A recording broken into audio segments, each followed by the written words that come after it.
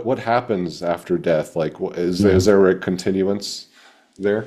Yes, I can tell you what happens after death. It's, if you can get around in the consciousness system, then what happens after the avatar dies is a simple thing to experience. You don't have to die to experience it. You can experience it from the side of consciousness. You can be there. There is another virtual reality I call the transition reality, where when you die, you kind of wake up in this space.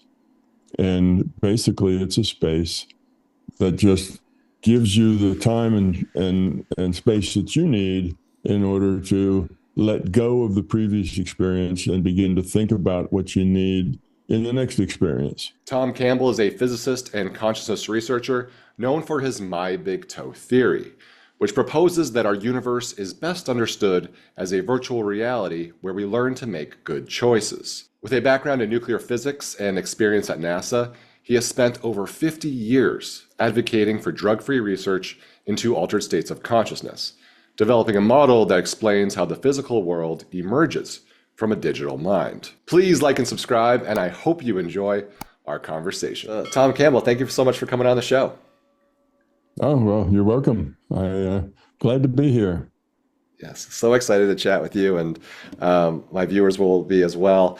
And we're going to talk about your big book, My Big Toe, which is a wonderful read. I'll link below in the description for folks to check it out. And there's so much to cover, and I'd love to start off with, for viewers specifically unfamiliar with your work, can you provide a high-level summary of your big toe?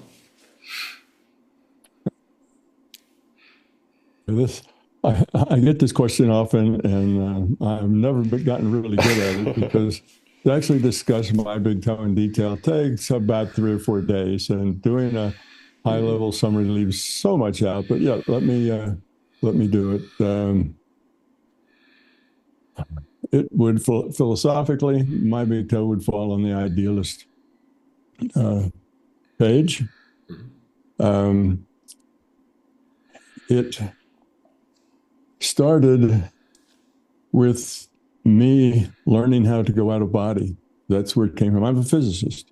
So imagine a physicist, who is generally agnostic or atheist, and full of themselves and think they know everything. And I get a paranormal experience where, after learning to meditate, I can debug software in my mind, much, much faster and more accurately than I can debug it by looking at the printout. I just scroll through the printout in my mind, and the lines that have errors in them show up red. I scroll back to that, look at it, mark it, which line it is, and go on and find the next one. And it turned out that they were perfect. They were always right. I was back in the days of cards. Now, today, finding errors is a simple problem. You have all sorts of software that'll help you find errors and pinpoint them. But in those days, you didn't get any of that. You'd have card decks, and you could get an error because the key punch was off slightly. Not because you had something wrong with your line. There was a lot of other things that could go wrong. And occasionally, I'd have a red line in my meditation, and I'd go look at it, and I couldn't find anything wrong with it at all. Indeed, there'd be a key punch error on it. So that let me know that it wasn't just me somehow processing in my subconscious things that, were hanging down there, but this was real information that was outside of me, because key punch things are not something you can look at a card and tell it's there. It's only off by, a quarter of a millimeter or something, and you can't tell. So then I end up meeting Bob Monroe. Bob Monroe had a lab to study consciousness. I guess your readers know about Bob Monroe, Journeys Out of the Body, Far Journeys, Ultimate Journey. And he was looking for some scientists to come do research on out of body and on, the mind in general.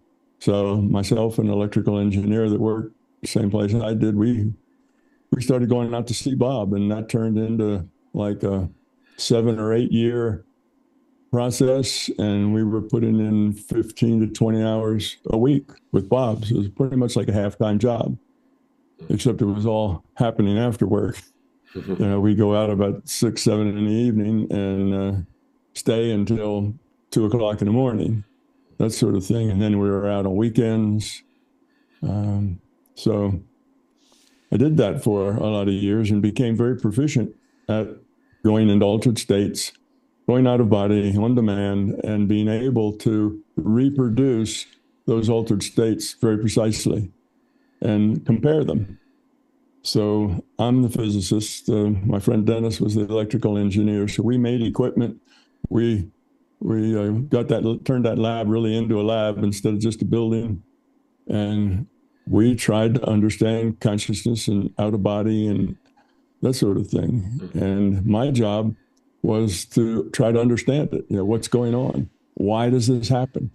What are the limitations on it? Why does it not happen sometimes? What are the variables involved?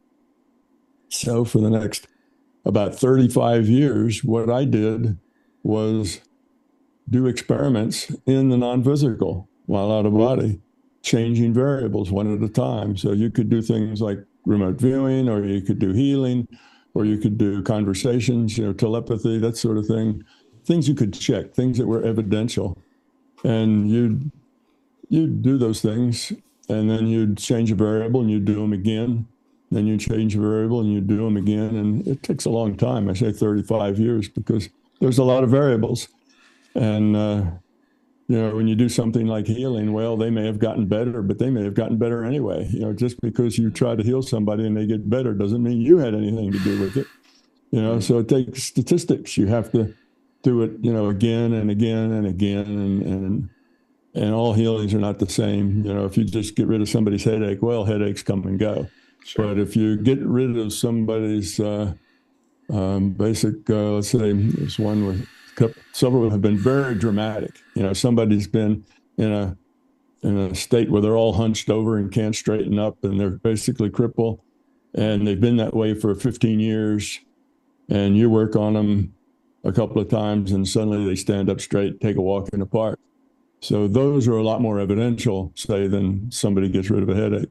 So you get some of those as well. It's not like all of them are like that, but if you do this on 500 or 600 people, or probably done at least that many, maybe even 1,000 people, then there's some dozen or so, 24 out of that are really dramatic things that happen.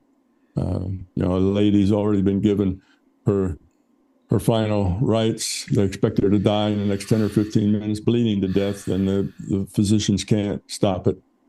It's just bleeding in the intestines or someplace, and they don't have any way to localize it and stop it. So she was about to die, get a phone call about it, and bleeding stopped.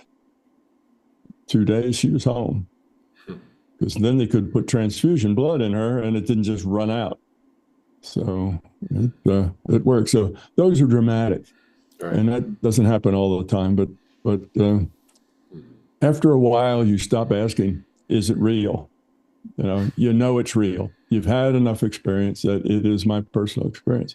Right. So, what makes me different from other researchers, other scientists, other physicists like me, or even other idealists, is that I've got a foot in both sides. I'm a physicist. I understand the worldview from that viewpoint, and I also have lots of hours of personal experience trying to understand what consciousness is. How does it work? Sure. How do all the paranormal things work? Why do they work that way? And why what are their constraints? And where they not work? And why do they sometimes quit working? And you can find the answers out to all of those things. So when you're an idealist, you have this one big problem with your idealism, and that is if consciousness is fundamental, and most idealists kind of eventually come to the viewpoint that it's consciousness that's fundamental. So if you get to that point, and I got to that point, yes, consciousness is the thing that's fundamental, then you have to be able to derive physics from consciousness. because what's fundamental has to derive all the other Right. things.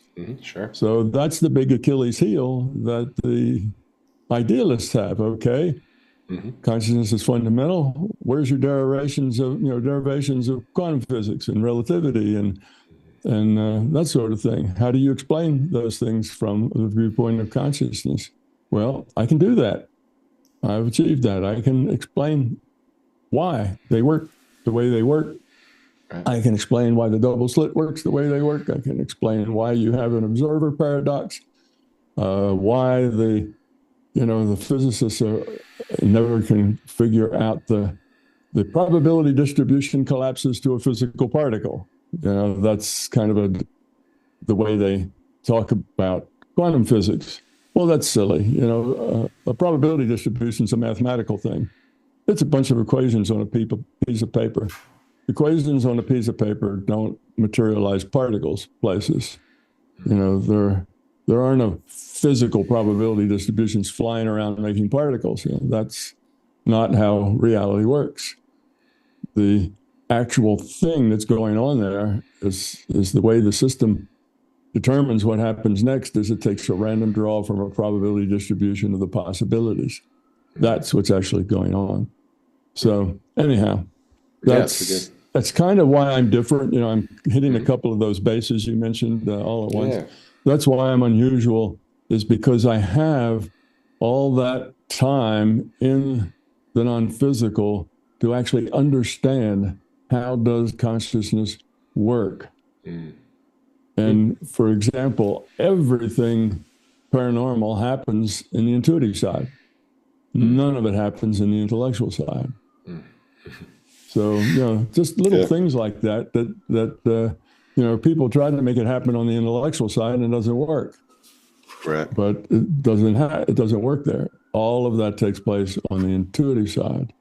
And of course, on the intuitive side, exactly what your frame of mind is, what you're thinking, how stable your thinking process is, how much noise is in there, how much junk do you have flying around in your mind at any given time, and so on, makes a huge difference. Sure. So, it's just, the consciousness has two different processes I should say two different ways of processing information. One channel is the intellectual channel, or logic is the tool there.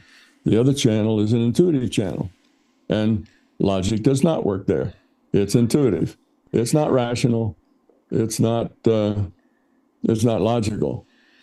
But here's the difference. This is kind of interesting. Here's the difference. On the logical side, you've got this very precise tool called logic. The problem with that is that logic needs a lot of information for you to be able to use it.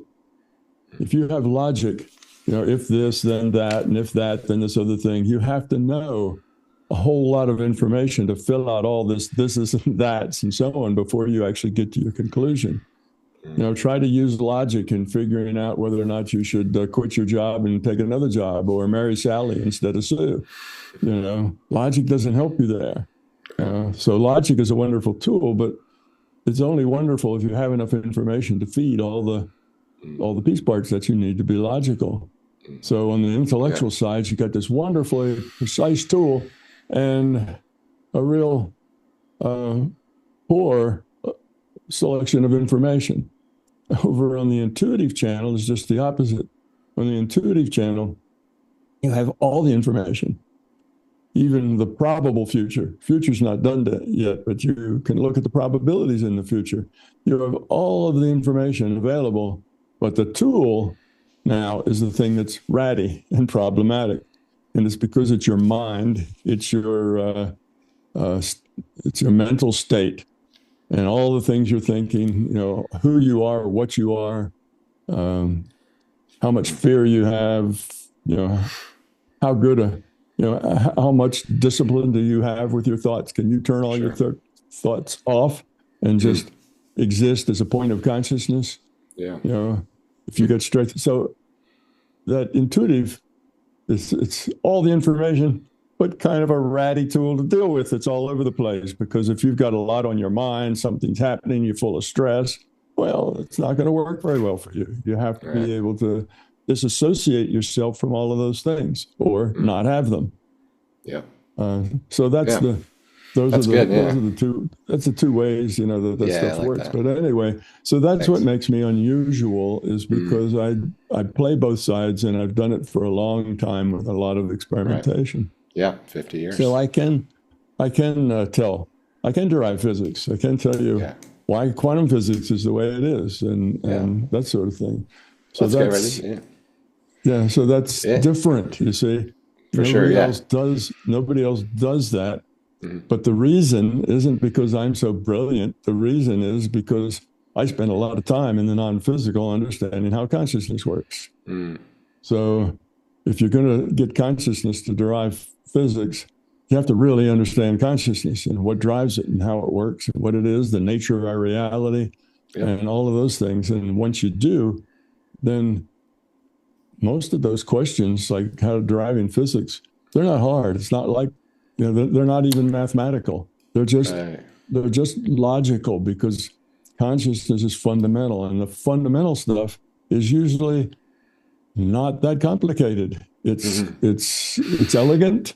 Yes. It's it's understandable without, almost everybody should be able to understand it. Yeah.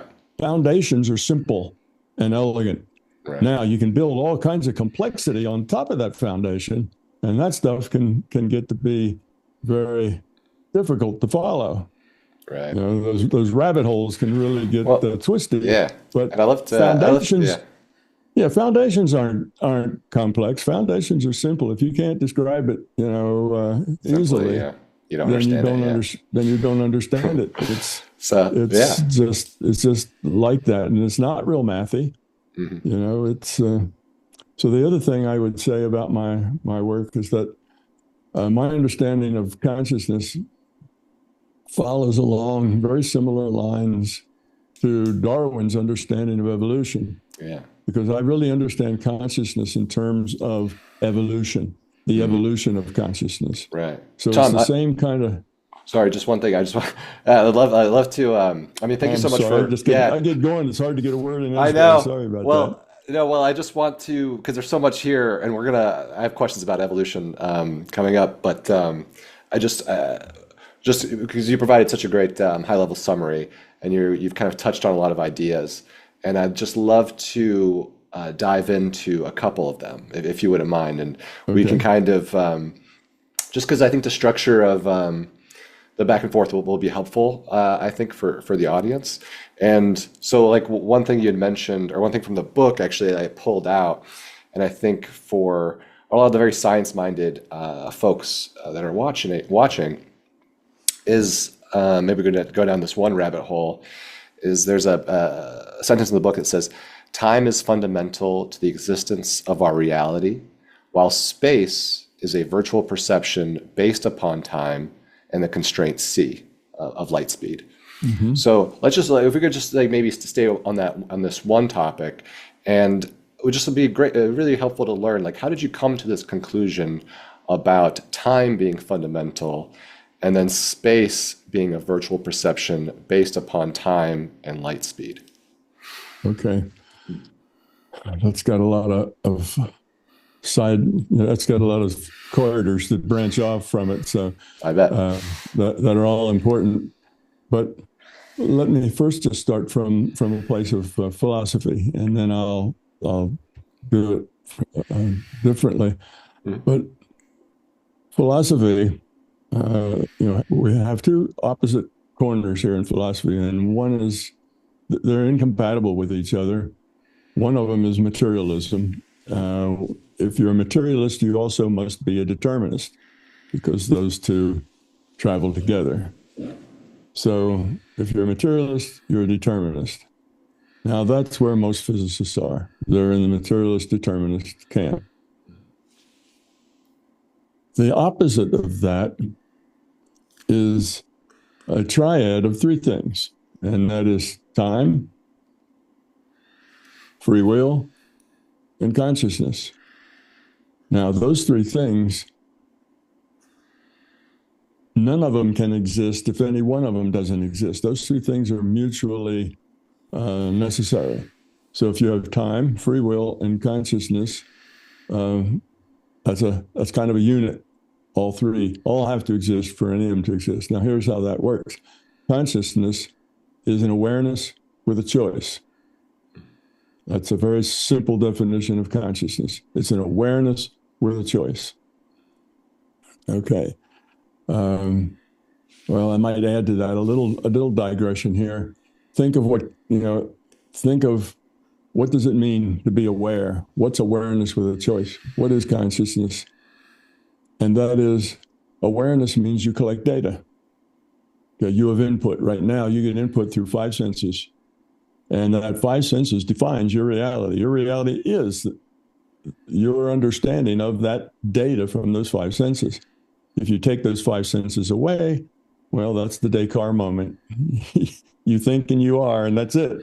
You're just a thought in a black void with nothing, but you're aware that you're aware.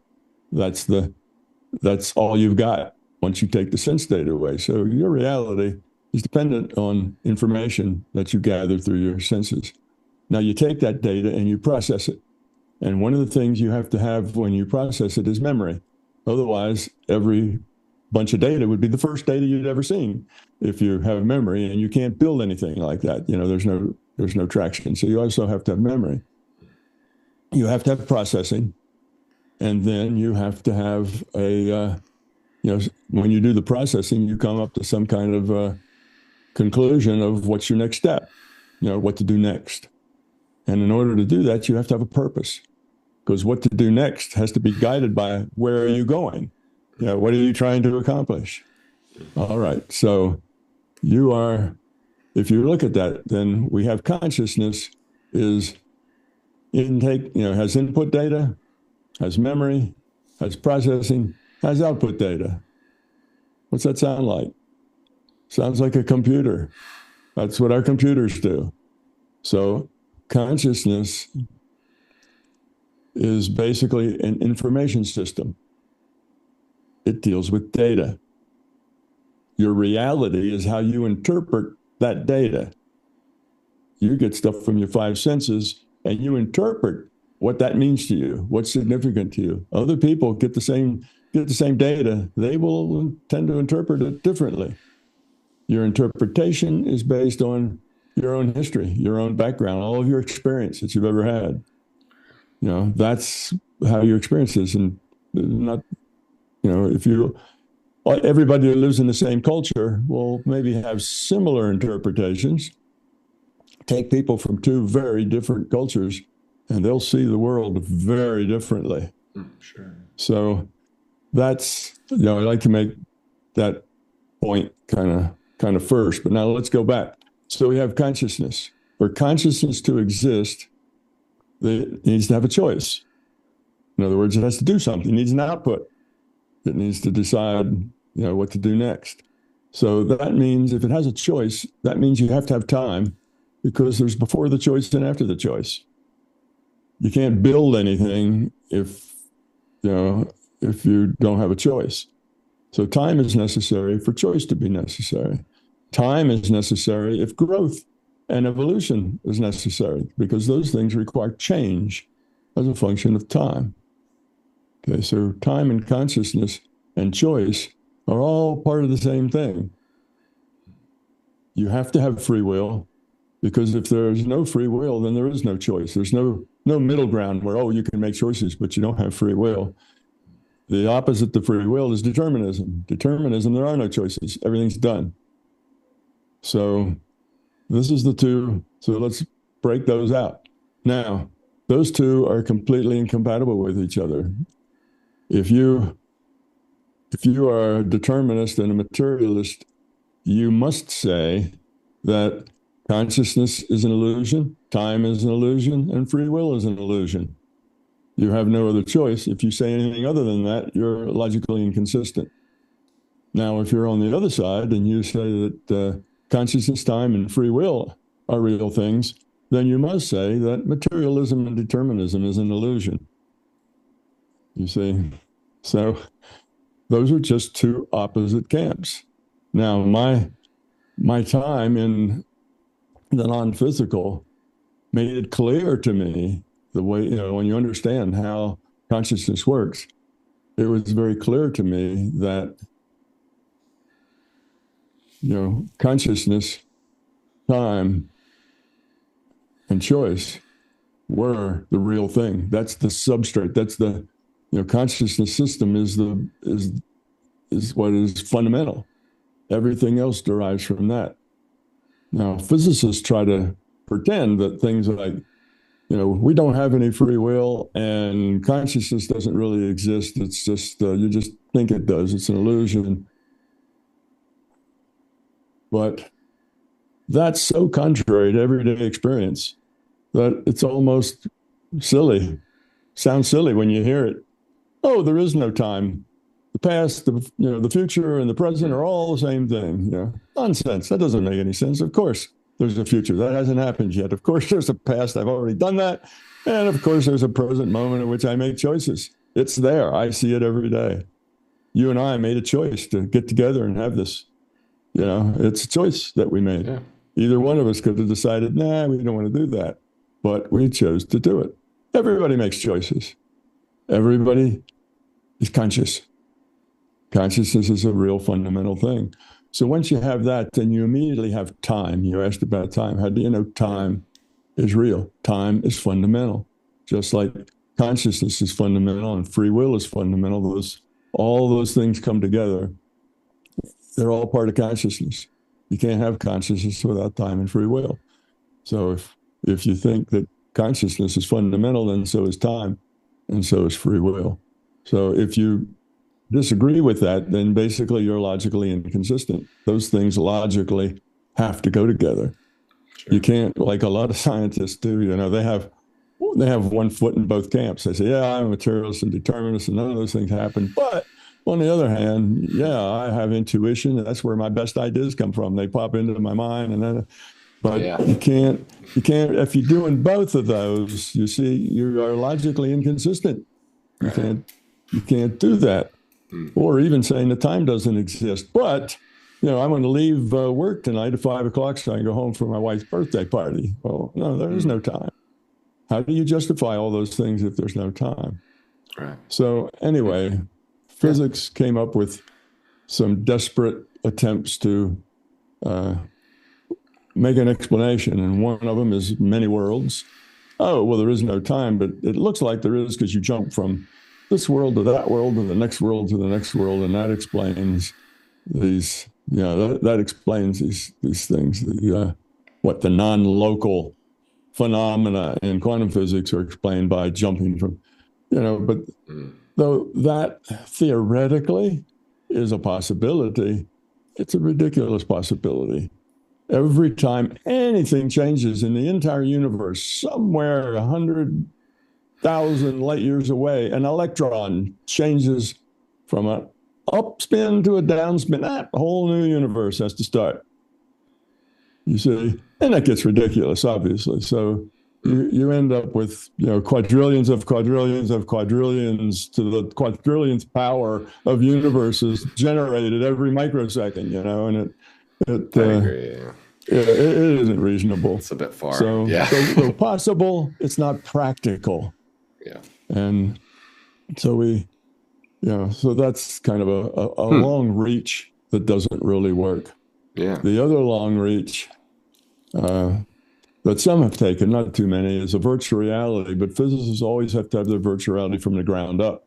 They want to start with elementary particles, and from that build up atomic particles, and build up molecules, and then build up the whole physical world gets built up from the bottom up.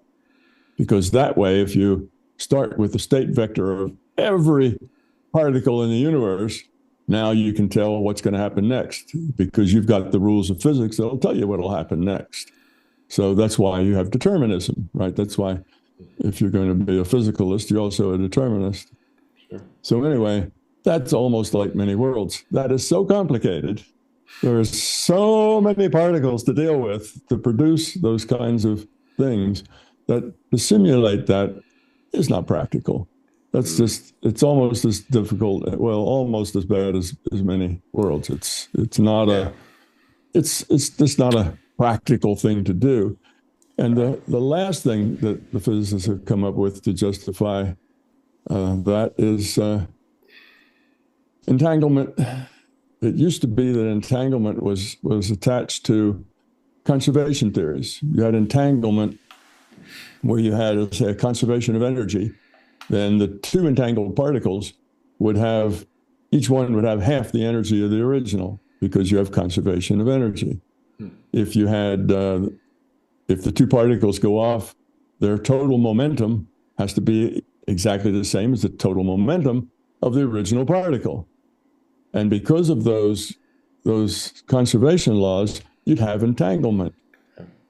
Because if you changed one, then the other would have to change. If you did a spin up to spin down, you spin up on this entangled particle, the other one has to flip its spin in order to keep the angular momentum constant.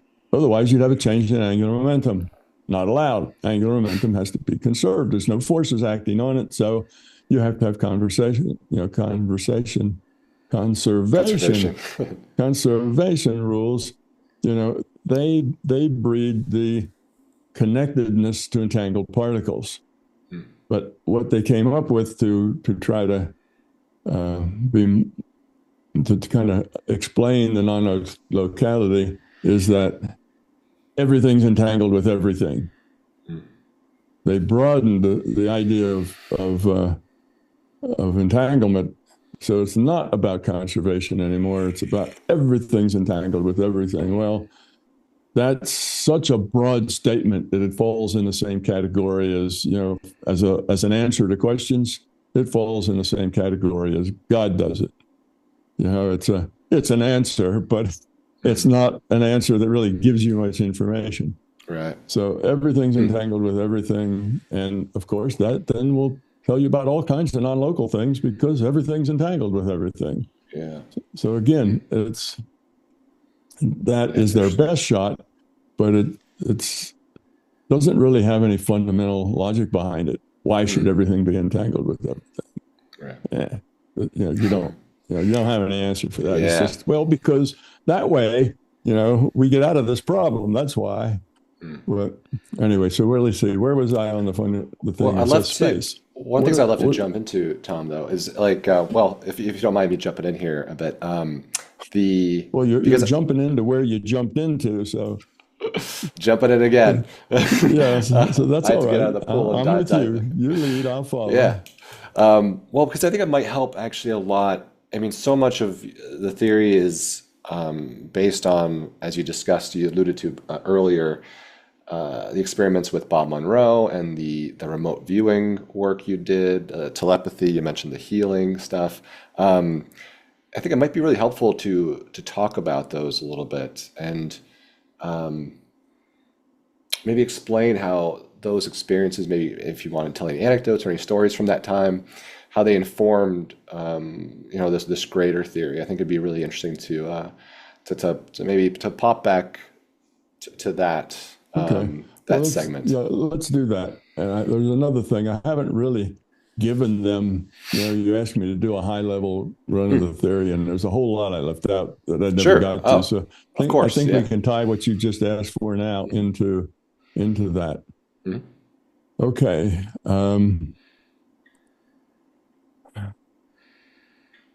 When, if you spend a lot of time that, time that's not just random, it's not like, sometimes I go out of body, sometimes I don't, it just happens. But when you can control it to the point that you can return to the same place in the same states and the same things, so that you can check for consistency, you can check for, that what's happening is logical, it's happening for reasons. Okay, this happens, but why? Right. Well, then you can find out why just by testing it and changing variables. So that's what I was doing then. That was kind of my job of the three of us, Bob and Dennis and myself. I was the one trying to figure out some kind of theory of how it worked. Now, what I came up with, my big aha moment that probably happened around 2000, I was in the middle of writing my book, and I was learning as I went. You know how that is when you write a book about something. You're learning what it is you're writing about as you go, because you think you know it all and you think you've got it all figured out, and then you write your book. When you write, your thoughts go from fuzzy to precise, because everybody thinks fuzzy, but when you put it into coherent sentences, it has to be precise. So in the process of taking all my thoughts, which I thought I knew, how consciousness worked, I ran into some things that I obviously didn't know. There were some contradictions, some leaps from here to here that I didn't have any logic to build that bridge with. So the thing that really unstuck me in doing that was I got this concept that our reality is information based. Okay. Now, physicists, particularly particle physicists, will tell you the same thing. That's what double slit was the first experiment that told us that. But since then, there's been 100 experiments that have confirmed that our reality is based on information.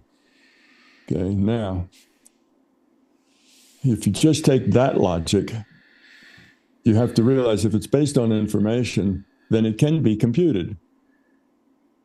Information can be computed. So then our reality could be computed. And that is the same thing as saying that we could be in a simulation or in a virtual reality. Okay, so those things all kind of come together. I'm getting a little ahead of myself, but okay, I realize that everything is information. And then suddenly all sorts of things make sense that didn't make sense before. In this paranormal world, information, I learned through a lot of trial and error, your intent can modify the probable future. Okay, so now we have a system based on information. And the way it works is that your intention modifies the probability of what might happen next. Okay, there's a lot of things that could happen. Let's say there's 100 things that could happen next, and each one of them has a different probability of happening next. Well, they form a distribution, a probability distribution of all the possibilities and the probability of each. Take a random draw from that, that's what happens next. So what happens next is not dictated by molecules and so on. It's dictated by that random draw. Now, that means that this is indeed a virtual reality. And that means that information's at the root of it. Okay, so let's go to the concept of if you have an information system and all the bits are random, there is no information. By definition, all the bits are random, no information. Nothing can mean anything. Everything's random.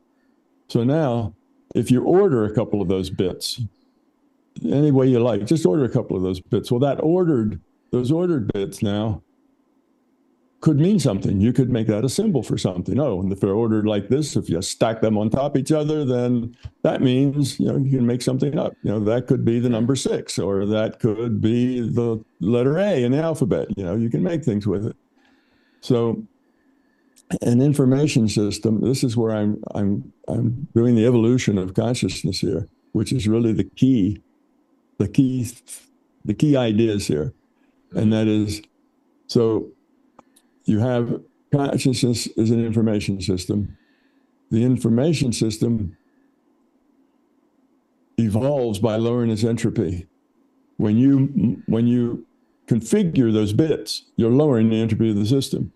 You're taking disorder and creating order. And by giving that order meaning or significance, it's the number 6 or the letter A or meaning something that's useful to you, then you lower the entropy even more, because you've got something that's meaningful, ordered. So that tells you, how does an information system evolve? It evolves by lowering its entropy, creating more information, more useful information. That's how information systems evolve. Now I'm talking about a conscious information system. Remember, we're talking about consciousness here. I said before that consciousness looks like an information system. Well, it does. And it evolved from the smallest piece of consciousness that you can get. Call it a consciousness cell, if you like, or a consciousness, the smallest piece. Basically, it's a piece of consciousness that can be a binary. If it has to make a choice, then the most limited choice that you can think of is between a 1 and a 2, or a 1 and a 0, a this or a that.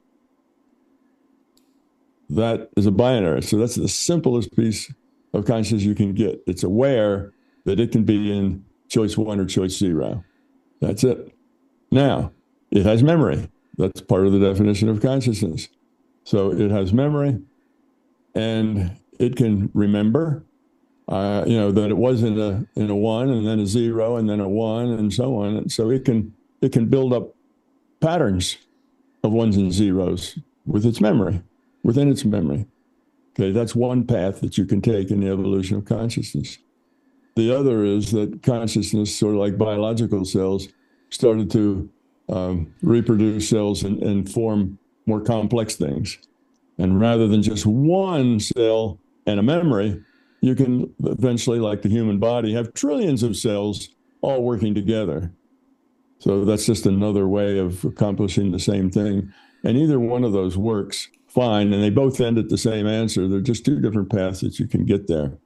The other one then says that consciousness, this larger conscious system, is built up of zillions of these smaller elements like cells, and they're working together in some cooperation. So that way, that's the way that you can make patterns and patterns of patterns, not just within the memory of one cell.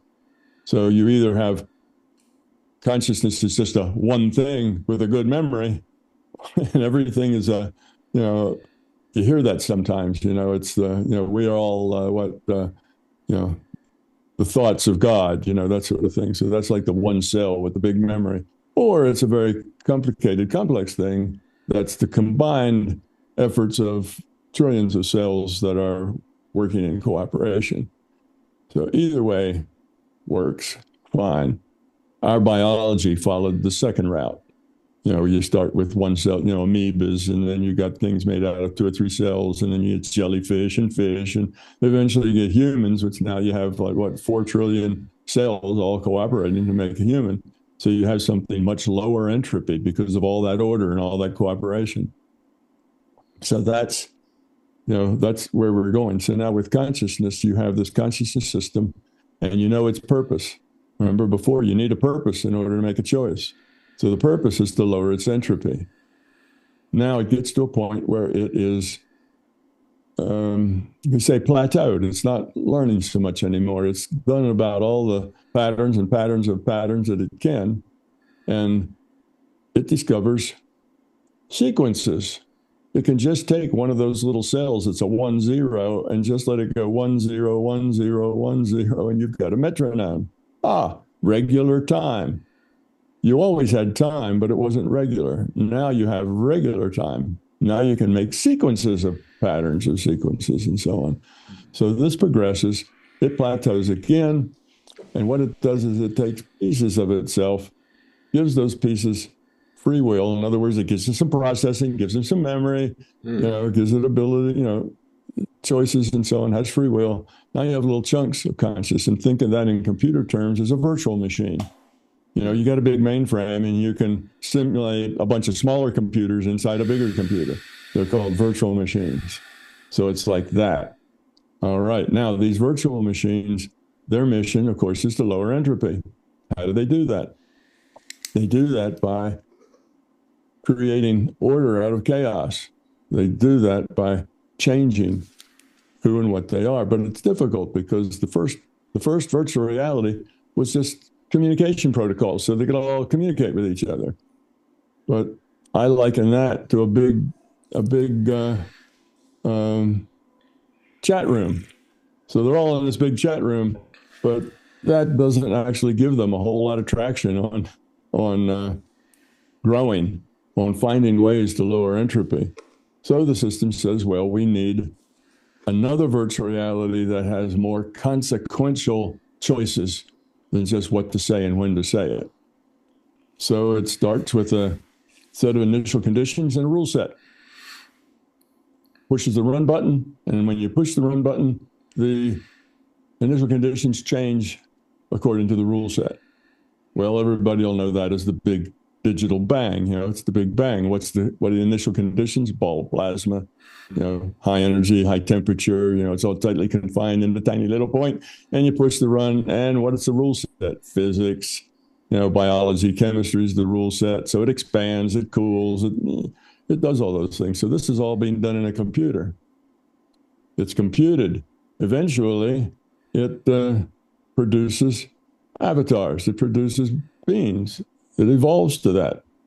Just like in our universe, in the Big Bang, eventually it ends up evolving people.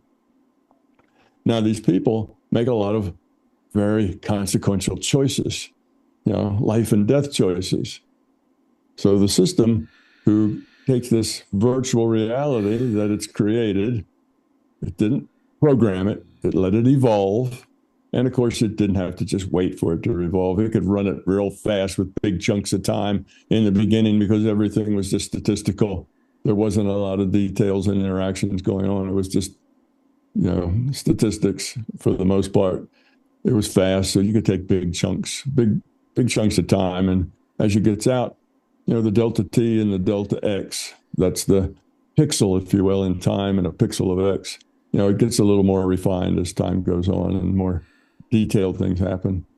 All right, so then you have the system playing all these avatars because it's just a big game in the mind of consciousness.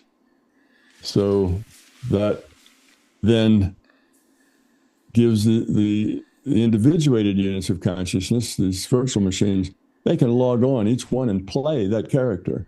So you've got a character, we call him a human, and a piece of consciousness called an individuated unit of consciousness logs on and makes all that human's choices. Okay? So the human is just an avatar in a virtual reality computed by consciousness. Now look at that from the human's viewpoint, from the avatar's viewpoint. Where's the computer? Oh, the computer's non-physical. From the avatar's viewpoint, the virtual reality is physical. The computer then has to be non-physical, and the player also has to be non-physical, has to be in the same reality as the computer. All right.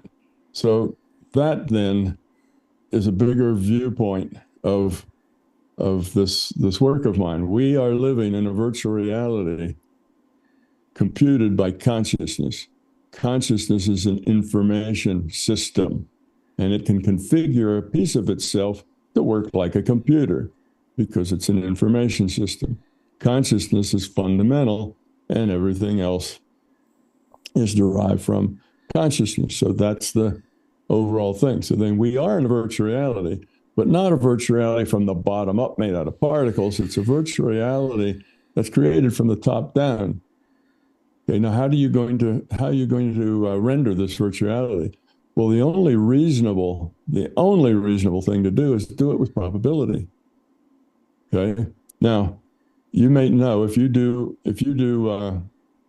computer models of things, or know anybody that does, you'll realize that there's two ways that you can approach any problem, any dynamic problem. Like a simulation. I'm going to simulate a missile flying through the air.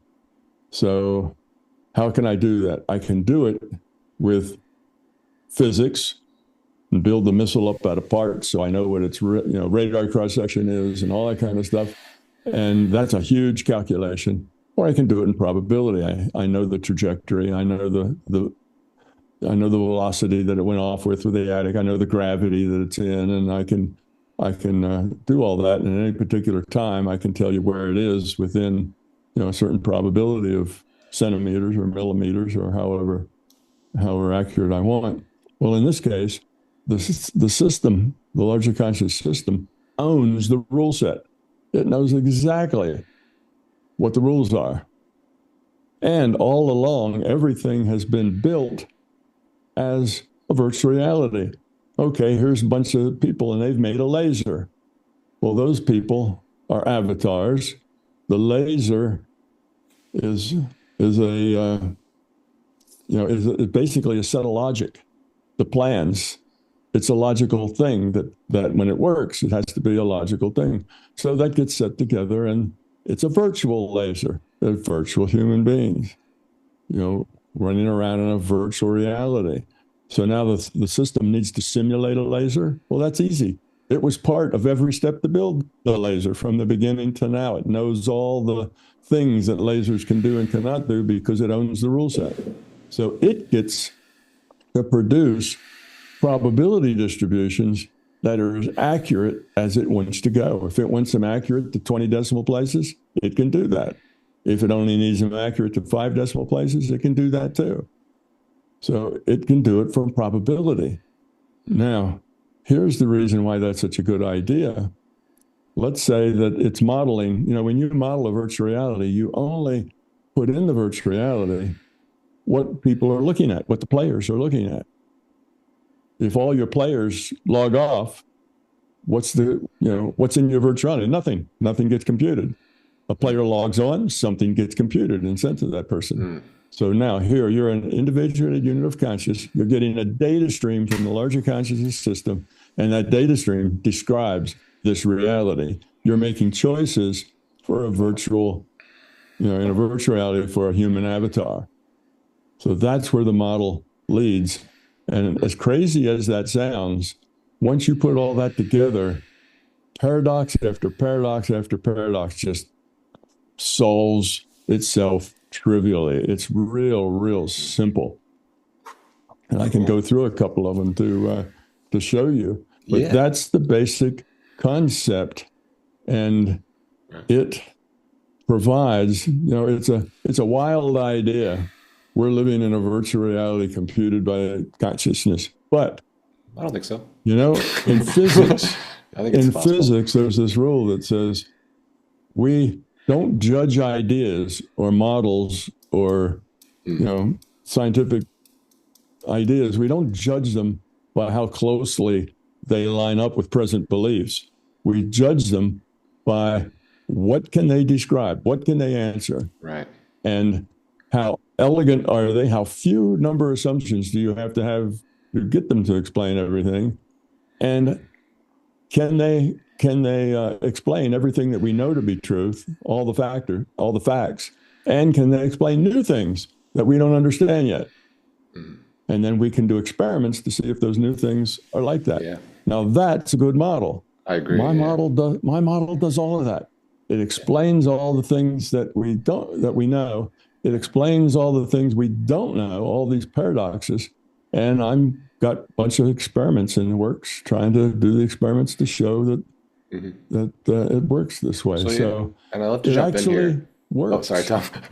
Yeah, let's jump in. That was great. Thank you. And actually, one of the things several things you said spoke to me quite deeply, actually. The loading of free will to smaller virtual machines. I don't know. I really like that idea. But I do want to just circle back on something, and there's so much more I'd love to cover. I have tons of different questions to ask you. But I see you taking notes over there. So. I'm taking notes. Yeah, I have notes on my screen. I have notes down here. It's all over. But because I'm quite open to this idea, and so it's clear to be clear about my bias and biases. But let's go back to remote viewing, because so there seems to be some issue with, say, like validation with regards to things like remote viewing, the paranormal in general, telepathy. And from what I can tell, there doesn't seem to be a lot of supporting scientific evidence that remote viewing exists, and it's generally regarded as pseudoscience, right? I'm open to the idea, but I'm saying broadly out in the world, there seems to be some issue with our ability to test it. Yes. So I'm just wondering, why hasn't, in your opinion, remote viewing been scientifically validated? It has been scientifically validated. over and over again, literally thousands of times. It has been under the most extreme protocols. It has been validated. What has happened? It's not that remote viewing hasn't been validated. It has scientifically. I mean, there's lots and lots of validation for that. But what's happened is that scientists refuse to accept it because in their world based on materialism and determinism, that can't happen. There's nothing to say that, it's not physical. This thing is happening in mind. They reject even that consciousness exists. Consciousness is an illusion from that viewpoint. So they look at it. They don't look at the facts. They don't look at the details. They don't look at the experiments done. They just look at it as a whole and say remote viewing, impossible, bogus, doesn't work. Anybody that thinks it does, they're being tricked. The data is not good. They say all those things, but they don't actually look at any of the data. If you, and I will tell this, all your listeners, if you are confused on that, if you wonder, if you think, well, the scientists, if it were true, well, they'd grab hold of it. They'd want to know that it was true and look at it. No, it doesn't work that way. You'd hope it would work that way. Science is supposed to work that way, but physicists aren't a lot different than most any other thing. They have their beliefs, and when things come in contrary to their beliefs, they don't look at it. They throw it away. They just make up, well, we know it's wrong because it has to be wrong. So that's what's going on. If you go on the internet and just look up remote viewing, scientific analysis, remote viewing, you'll find tons of stuff where remote viewing under very strict protocols has been shown, proven, if you like, again and again. Get Dean Radin's book. He does a good job of outlining, hundreds of, studies and things that were done under great protocol. Look at the. Can you say that name again? Sorry, Ding. I didn't catch it. Dean Radin. Radin. Okay, Dean Radin. Do you have he's written a lot of books on this, and he'll name names and tell you the places. Here's another thing to look at. They don't exist anymore, but for about 20 years they did what's called PAIR Labs.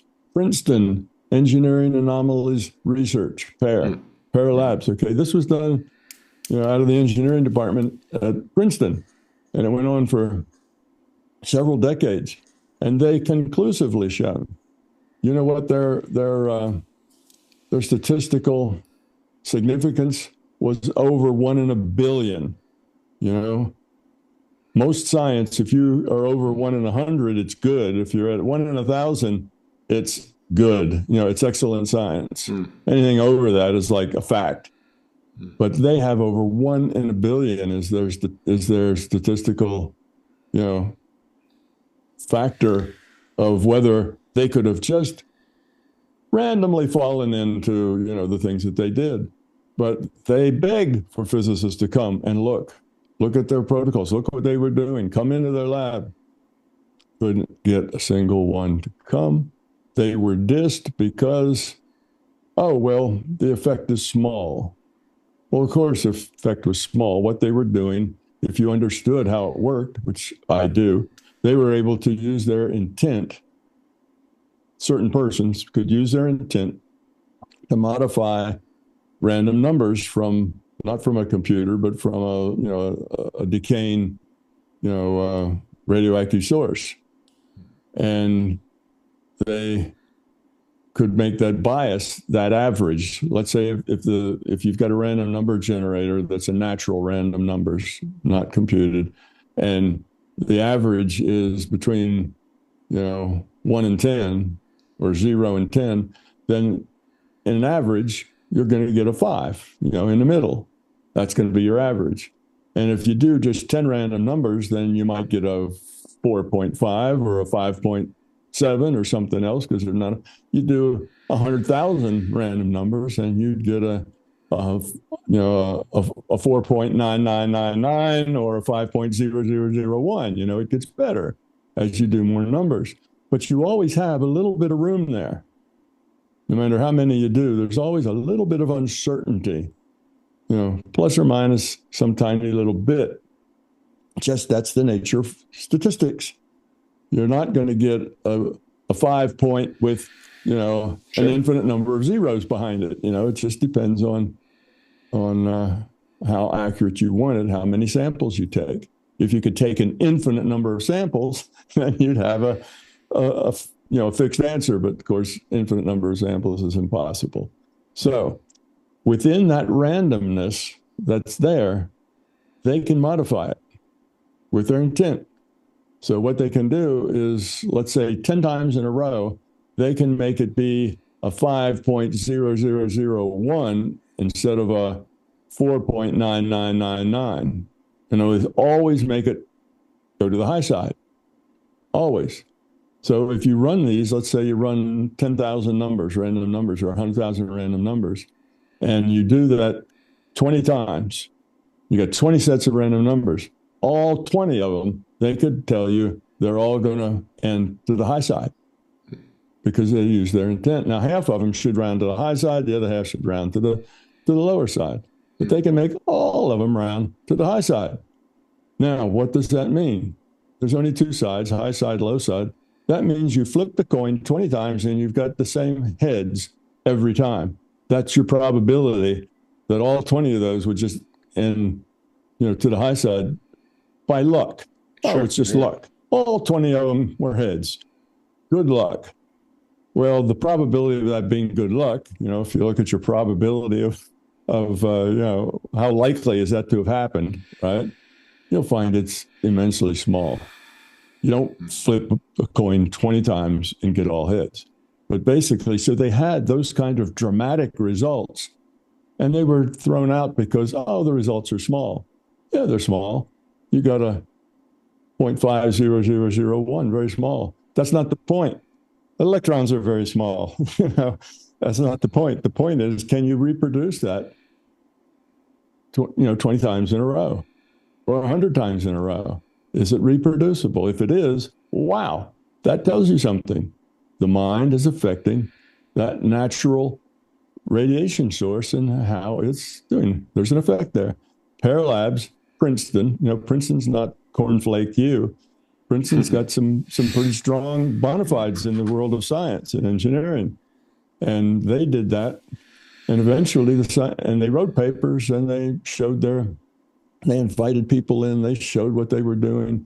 They made videos of it. They have a little video of a robot that was programmed to randomly go right, left, backward, or forward. And they'd turn that little robot on the center of a round table, and it would just dither around in the center because it was going one way as much as the other. So it'd just sit there and dither around basically in the middle of the table. And then the guy who came and could modify those probability distributions sat down, put his intent to it, and that little robot wandered right off the edge and fell off the edge of the table. Because now, though they were supposed to be random numbers, equal numbers in all four cardinal directions, he could bias it. So there was more right than there was left, and the thing would walk off the table to the right. So they had movies of this being done and so on. And you say, well, gosh, if it was real science, then the scientists just would have grabbed it and gone with it. No.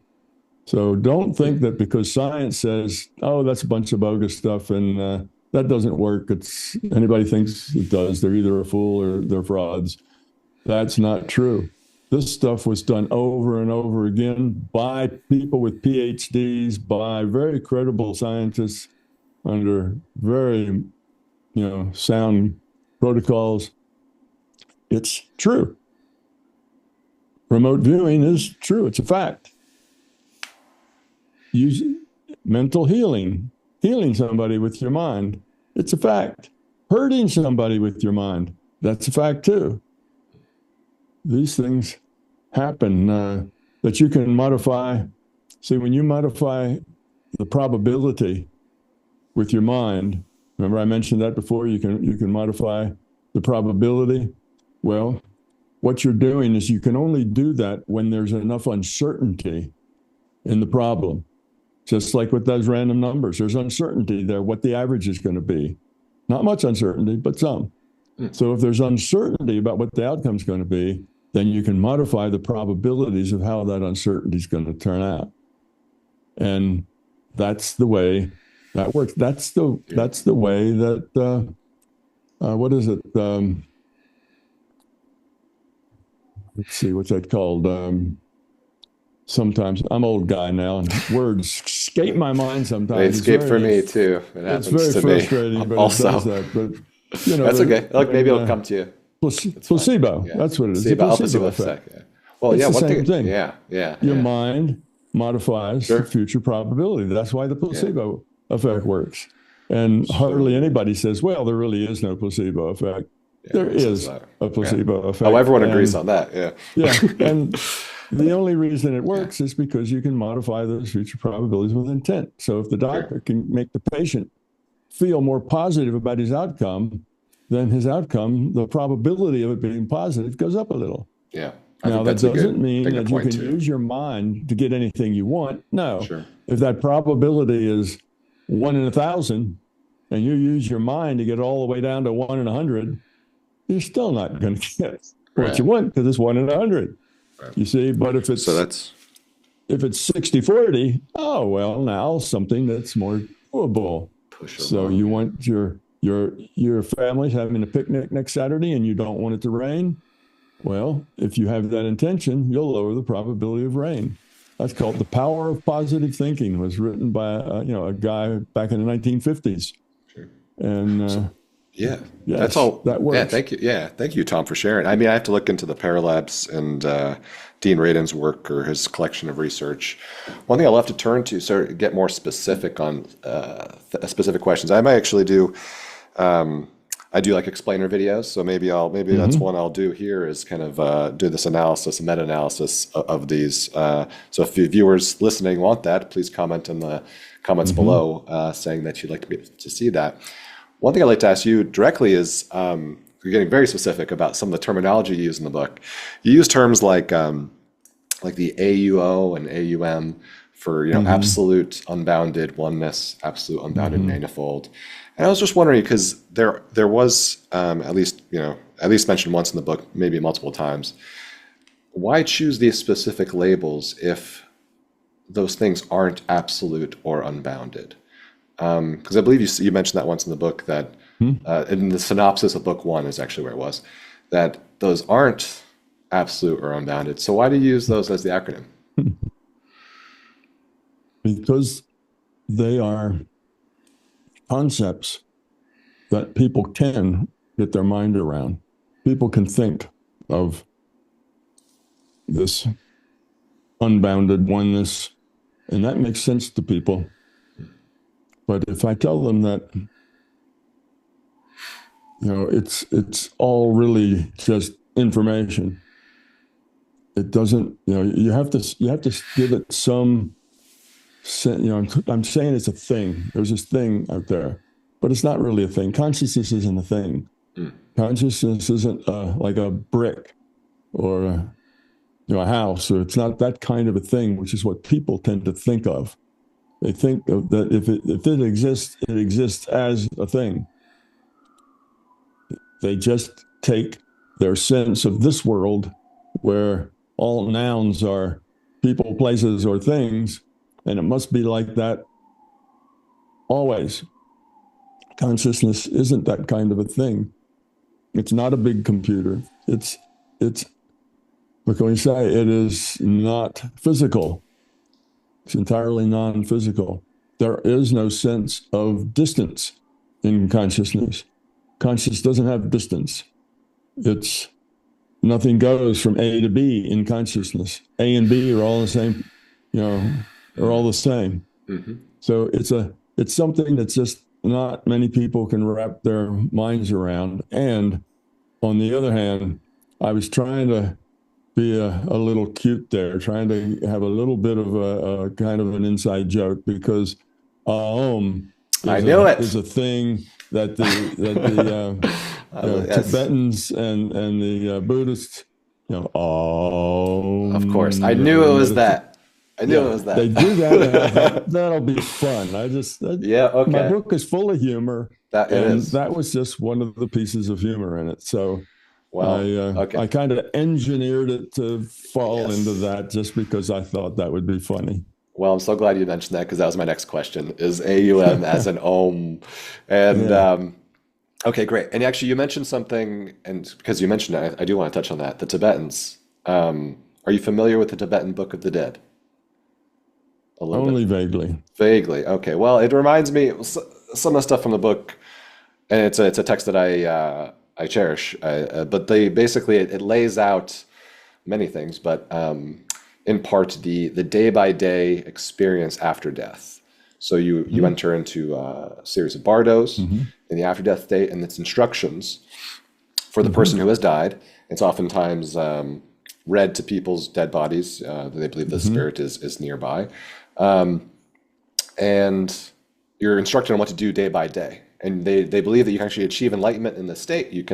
Or you can guide yourself to a better rebirth. You can direct yourself to that space. Yeah. I was wondering, does this comport at all with like your theory at all? I mean, what happens after death? Like, Yeah. is there a continuance there? Yes.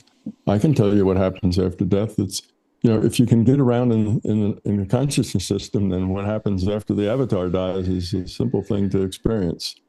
And it's there are a couple of ways you can experience it, but without actually dying yourself. You don't have to die to experience it. You can experience it from the side of consciousness. You can be there. There is another virtual reality I call the transition reality, where when you die, you kind of wake up in this space. And basically, it's a space that just gives you the time and space that you need in order to let go of the previous experience and begin to think about what you need in the next experience. Okay, now remember, you're a piece of consciousness. You're not the avatar. You're the player of the avatar. So body dies, avatar doesn't die. The avatar dies, but the player doesn't die. When you're playing an elf in some game and your elf dies, you don't die. You go get your elf out of the graveyard and get Restart all the your game, stuff yeah. back or something. You get Yeah, back yeah. into the game. Mhm. So that's the way this works. So you go to that transition reality basically to let go and then get ready to get back in the game. Now, the way it works is that when you die, your memory of the life you just had begins to fade, very much like dreams fade. How you wake up with a dream, and the instant you wake up, oh, it's clear. There's lots of stuff and it's very clear. A minute later, it's not quite so clear.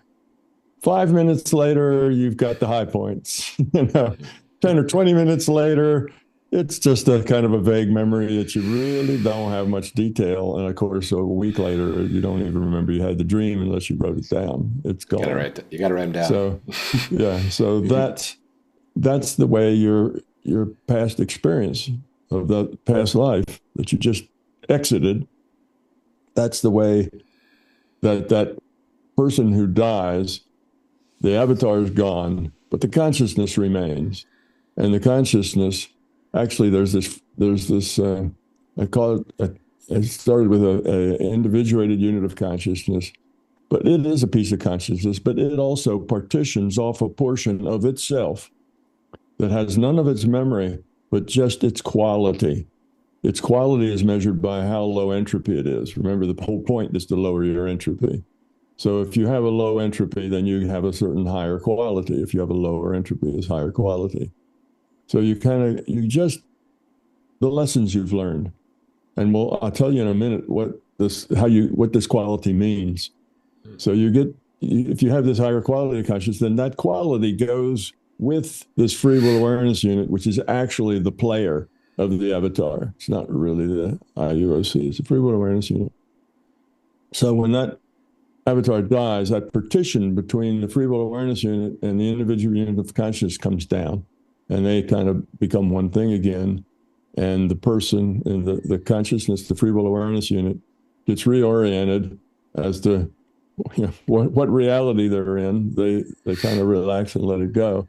They meld back into the individuated unit of consciousness, which then decides on what to do next. And there's a point in what to do next. Now, I almost got there, but I went off.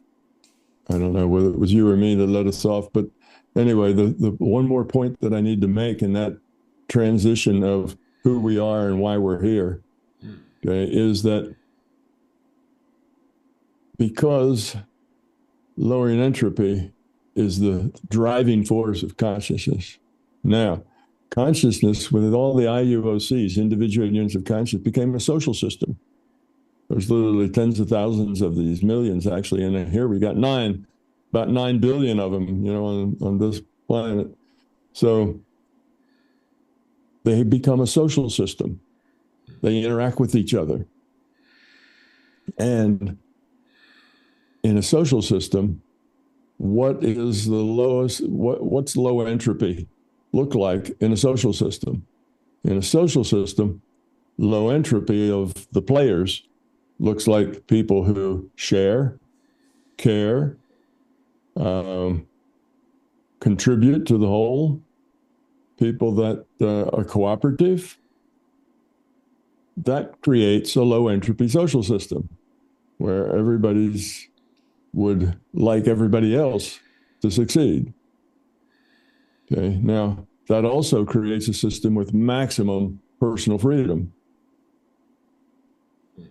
You can do pretty much whatever you feel like doing, and everybody else will try to help you do that. There's very few rules. So anyhow, that's the low entropy way. Now, there's another thing that can happen, and that is you have free will, so you can make poor choices. You can make high entropy choices.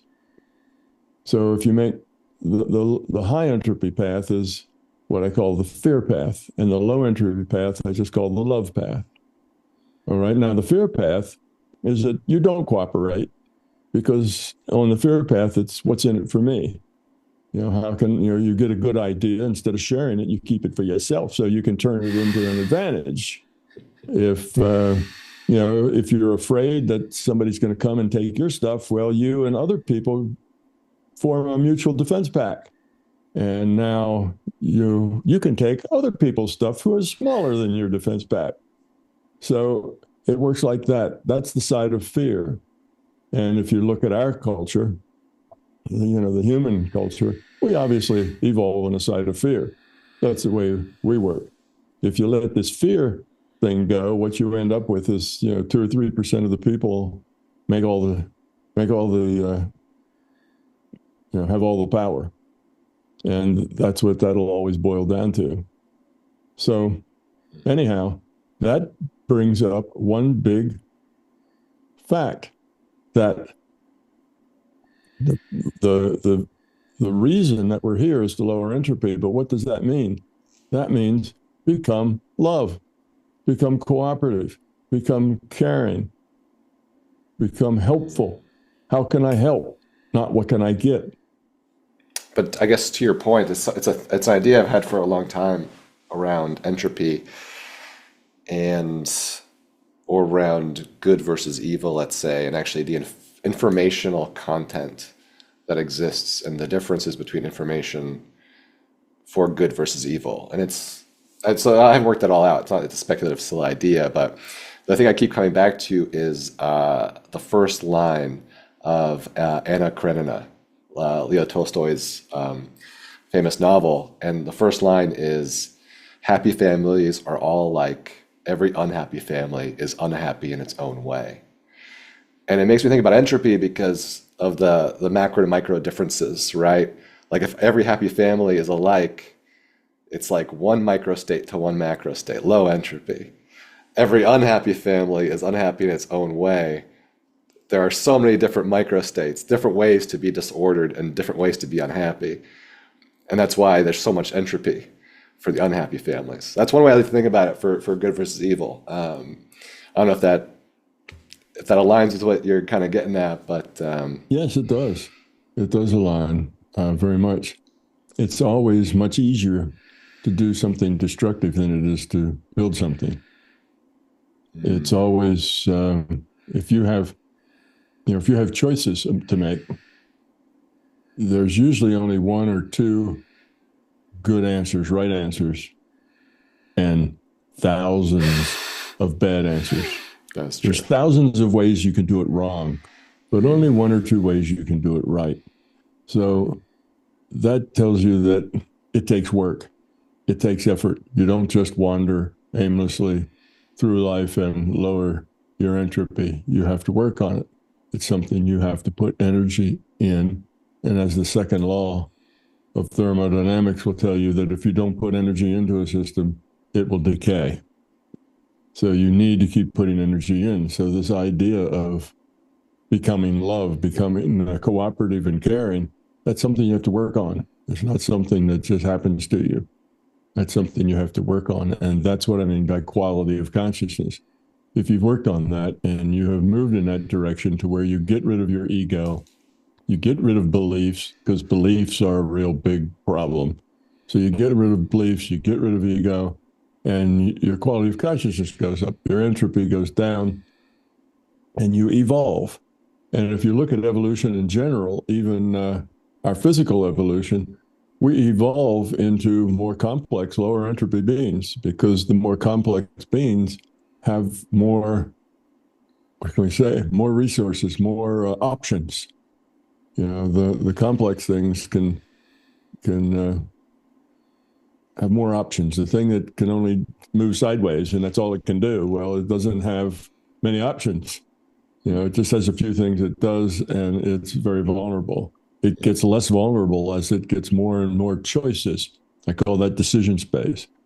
Decision space is a concept that goes with consciousness. Every individual has a decision space to a certain size. That's your free will. And free will basically doesn't mean you get everything you want. Free will means that of the choices that you're aware of, you get to choose one. So you may get to a point where there's 50 different things you could choose, but you're only aware of 10 of them. The rest of them, they're outside your experience. You're not aware of them. Your free will says that of those 10 you're aware of, you get to pick one. One way to go, sure. 10 forks in the road or so. That's your free will. You just get to pick the choices you have. And your decision space can come and go. It can be small. You have an offense, you get thrown in prison, and you'd like to go home for Christmas. Well, you can't. That's not in your decision space anymore. Your decision space has been made smaller because you're now locked up in a cell. So decision space isn't the same for everybody. If you learn to meditate and you grow up and become, get rid of your fear and your ego, then your decision space gets bigger. You get bigger. You live in a bigger and bigger, a richer reality. And all of those families that are functional all look about the same because they've all done the same thing. They've all gotten rid of fear. They all communicate openly and honestly with each other. They, have these traits, but these traits aren't easy to come by. They've had to work on those traits. It's a lot easier just to be full of fear and ego and blame everybody else for all the stuff that happens to you rather than take responsibility for it.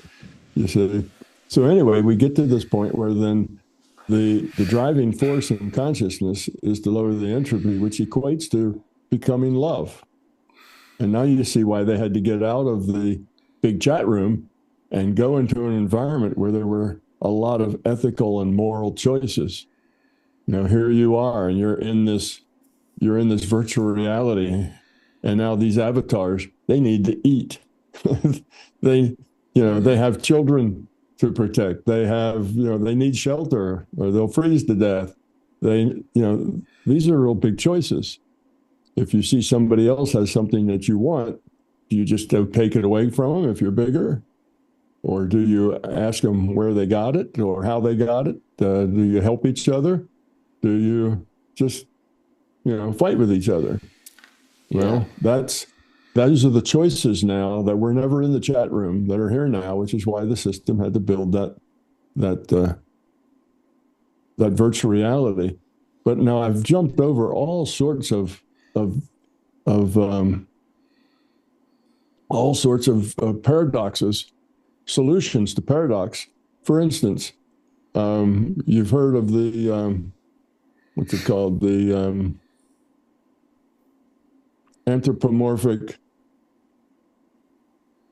anthropomorphic paradox. It's the fact that there's like 5 universal constants that if any one of them changes in even the 10th decimal place, the universe will collapse. Like the fine-tuning cosmological stuff. It's a fine-tuning cosmological constants, right? So how did that happen? Well, okay, push the run button, big digital bang, take 1. Oh, only lasted for 10 seconds, and then it blew up. Oh, big digital bang, take 2.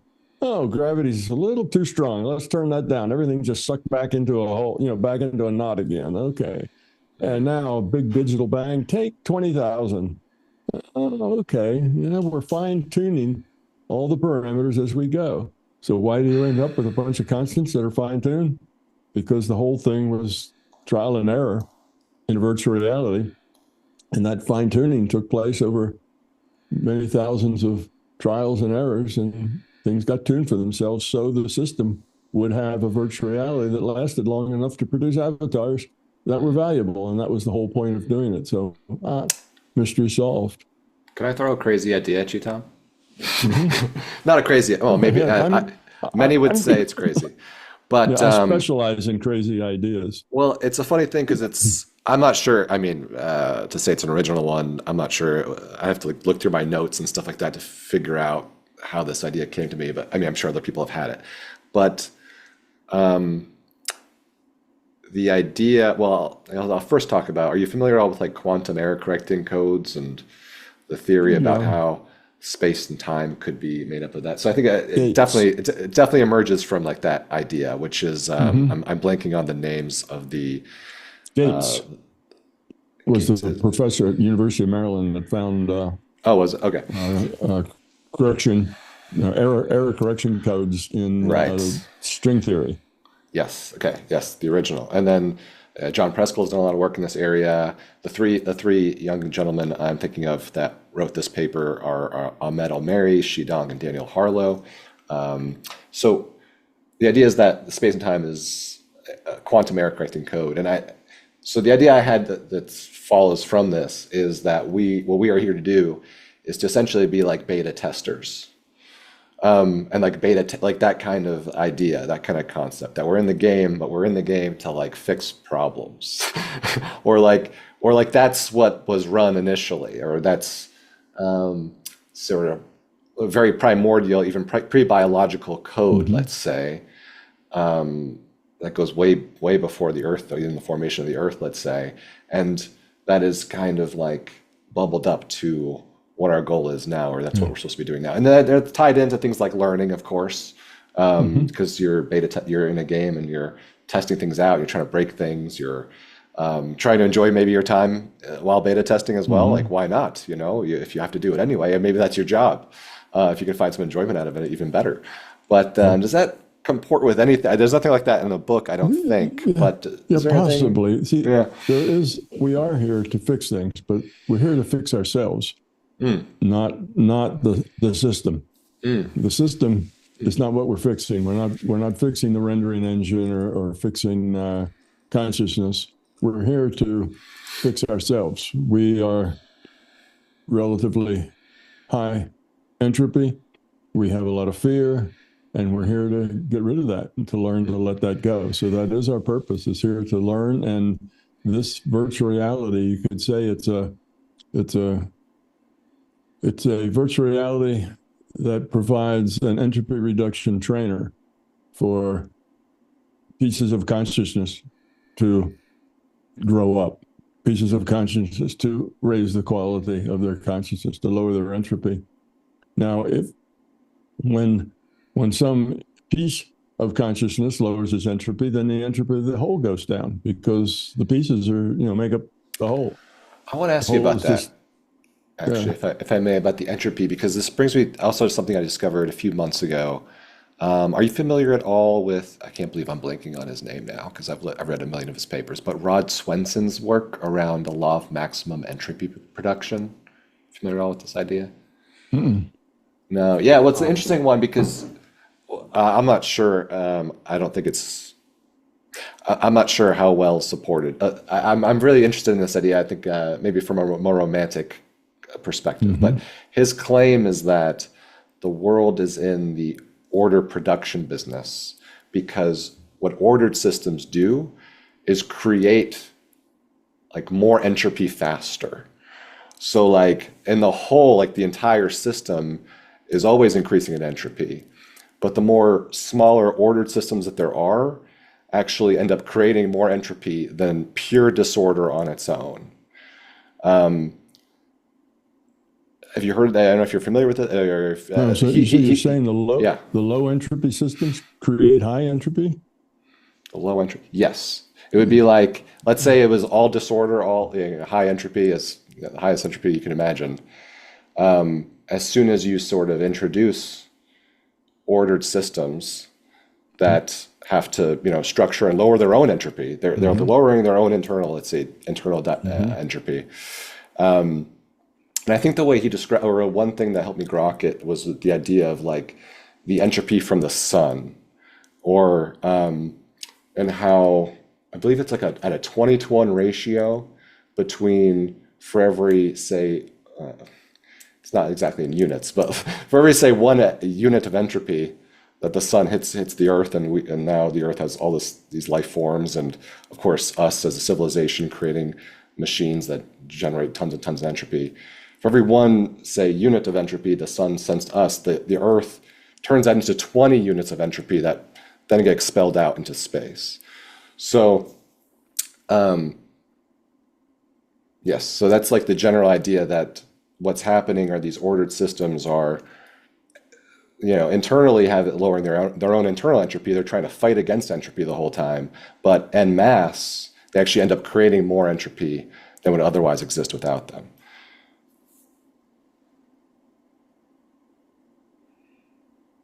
It's, I would say no, I don't Mm, really see much mm, in that because after all, he's thinking of the system, our reality, as a physical system.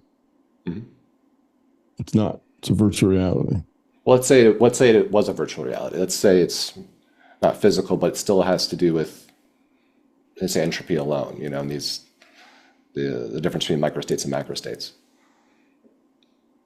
The you know, in order to lower entropy, you have to input work. You have to do work. You have to input energy into the system. If you don't put energy into the system, then the system is going to, its entropy is going to go up. So,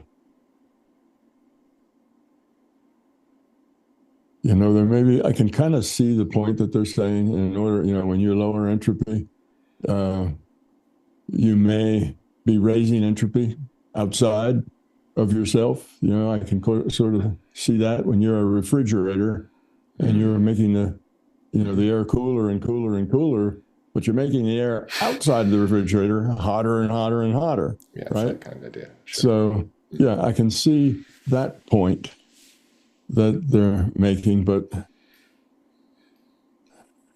that's, I don't know. I just see that all folds into the general idea of the second law of thermodynamics. Right. Yeah, it Entropy does. increases.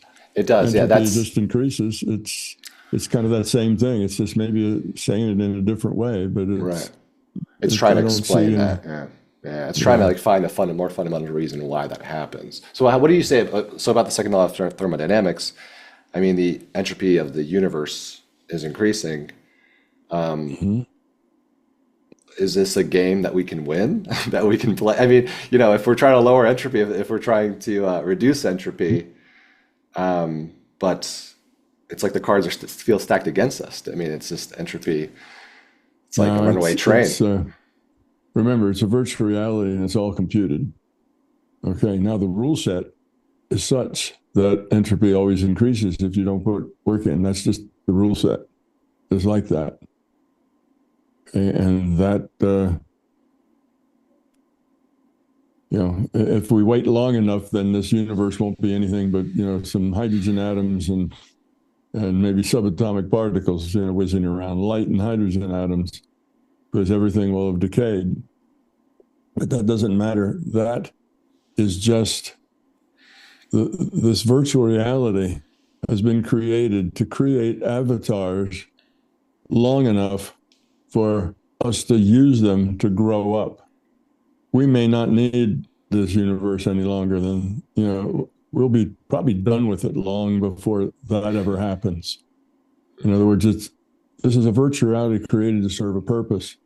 And if it serves its purpose, the fact that its own rule set will have it disintegrate is irrelevant. Doesn't really matter. It serves the purpose. It can build another one. It can take this one at a certain part and throw the rest away. It can be a checkpoint restart. It can go back to a certain point and at a branch point and start another one. So if it's a virtual reality, it doesn't matter. You kind of think that this universe is all there is, and it's all going to be a bunch of hydrogen atoms and things, and nothing will be there. But this is just a computer game, right, that units of consciousness go play in order to lower their entropy. So if your computer game eventually the batteries run out or something else, well, that's all right. You make another one. Yeah. It's not on anybody's what do they call it, critical path. Right. When we insert that important. Yeah. When we insert ourselves into the game, how much do we decide beforehand what we're getting into? If we have how much control or agency, let's say, do we have a general plan for our lives, scoping that out, or is it random? No, it's not random. You have some say to the input, but exactly what you get, they exactly say the parents you end up with or something like that. You're gonna be you're gonna make the choices for this avatar. And you don't get much choice there because there's no way to give you choice. You don't have enough information. You don't have a database that shows all of the fetuses and when they're going to start experiencing the world and what all the properties are and where all their lineage goes, and their families and the probable futures for the whole thing. You don't have that kind of information, but the system does. So basically, what you say, you and the system can talk about it. And you may say, well, because now you're the IUOC that has had 10,000 lifetimes. So you go back and you look at all your lifetimes and you say, well, the last 20, I've had this problem with anger management. I get a fly off the handle. I screw things up. I always dig a big hole for myself, and I've done that time after time. So I want to learn. I need a situation in which I can learn how to deal with my anger, so I can deal with that part of me. And in that case, the system will try to find something that is not too stressing, because you've already said you're having trouble with it. You've failed, the last bunch to conquer it. So it'll give you something that's not too stressing, but it's something where you'll have a good chance of succeeding. So it'll say, all right, we found a spot for you. Do you want to do that? You can say no. Nobody ever overruns your free will. But eventually you get tired of sitting around not doing anything. So you end up saying yes, because that's where all the action is. So then you just go, and then that's the avatar that you start making the choices for. And it's a good bet that'll give you good opportunities to learn what you have to learn, or at least to take a step in the right direction. So you do have input to it. And let's say that you get there and you've just been around a few times. You don't have a lot of experience. Well, then it's like jump in, jump out. There's not a lot of discussion going on because you just need experience. You get a little more, and you probably are not aware of a lot of the problems that you have. So then you might get this life review. the system, may say, well, you've had this anger management problem. And you go, what? I don't have an anger management problem. Fly off the I just handle always again. have lived around a bunch of jerks. It's not my problem. It's all these jerks that are in my life that causing me all these problems. So then they'll say, oh, really? Well, let's take a look. And then you'll get little shots, little vignettes that are maybe a couple of minutes long all through your life where you fly off the handle and go berserk and screw everything up for yourselves. And then you go, oh, yeah, well, I guess I do have an anger management problem. Yes, trying to put me in one of those things. So that's possible too. But you go you go at the beginning end, jump in, jump out. All you need is experience. Somewhere in the middle, you probably need some life reviews because you're still not wise enough to understand what you're doing wrong. Then later on, you understand it and you're looking for the system to help give you a good spot. But see, the system's always going to work in your favor because as you evolve, it evolves. So we are part of its own evolution. We're part of it. We don't evolve, then it doesn't evolve because of us. So, I mean, it makes choices on its own. So it still has paths to evolve, but our evolution is also its evolution because we're it. We're just subsets. We're virtual machines inside a bigger machine. So in any case, the system would like for you to succeed. So it'll try to pick out something that it thinks has a good probability, but there is free will and there is not determinism. So, all the best laid plans of mice and men often do go astray. And you may not learn what you want to learn.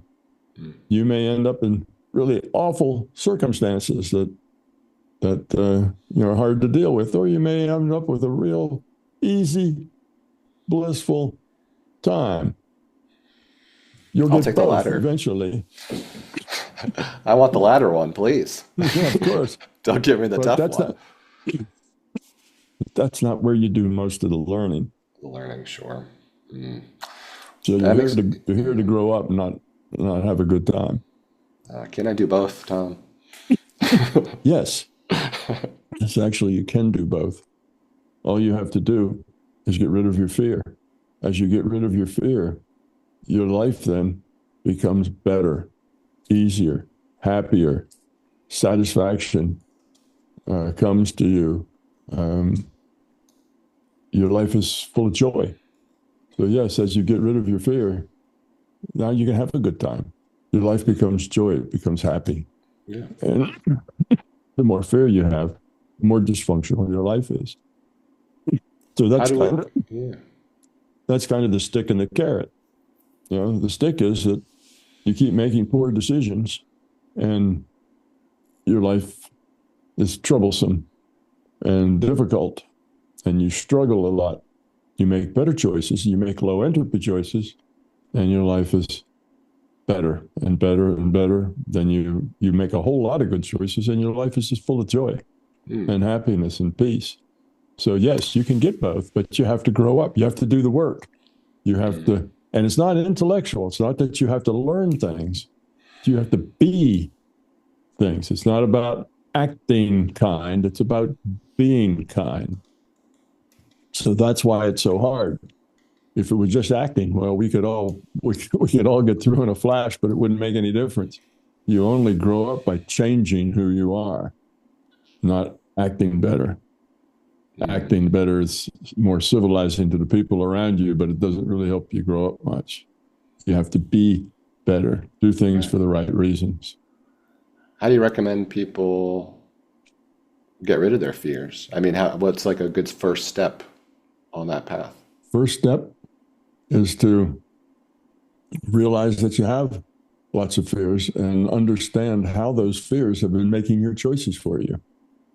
And now these fears I'm talking about are fears like not being good enough, fears of inadequacy.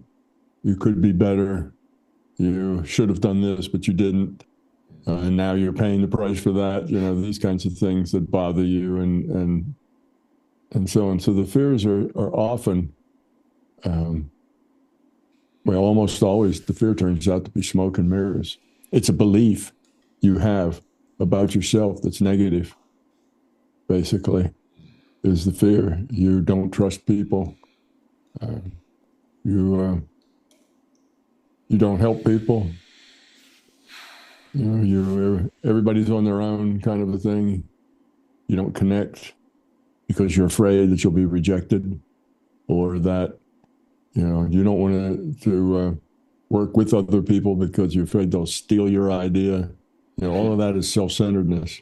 You measure the maturity of a person by how self-centered they are. Kids are self-centered, but that's expected. They're naturally self-centered. And the measure of security is how successful are they at getting over that self-centeredness.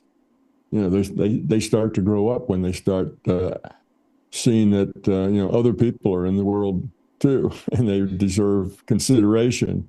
It's not just you, and everything isn't about you. And when you start doing that, then you start to mature. So a level of maturity is, how self-centered are you? How much is your world and your life centered about you?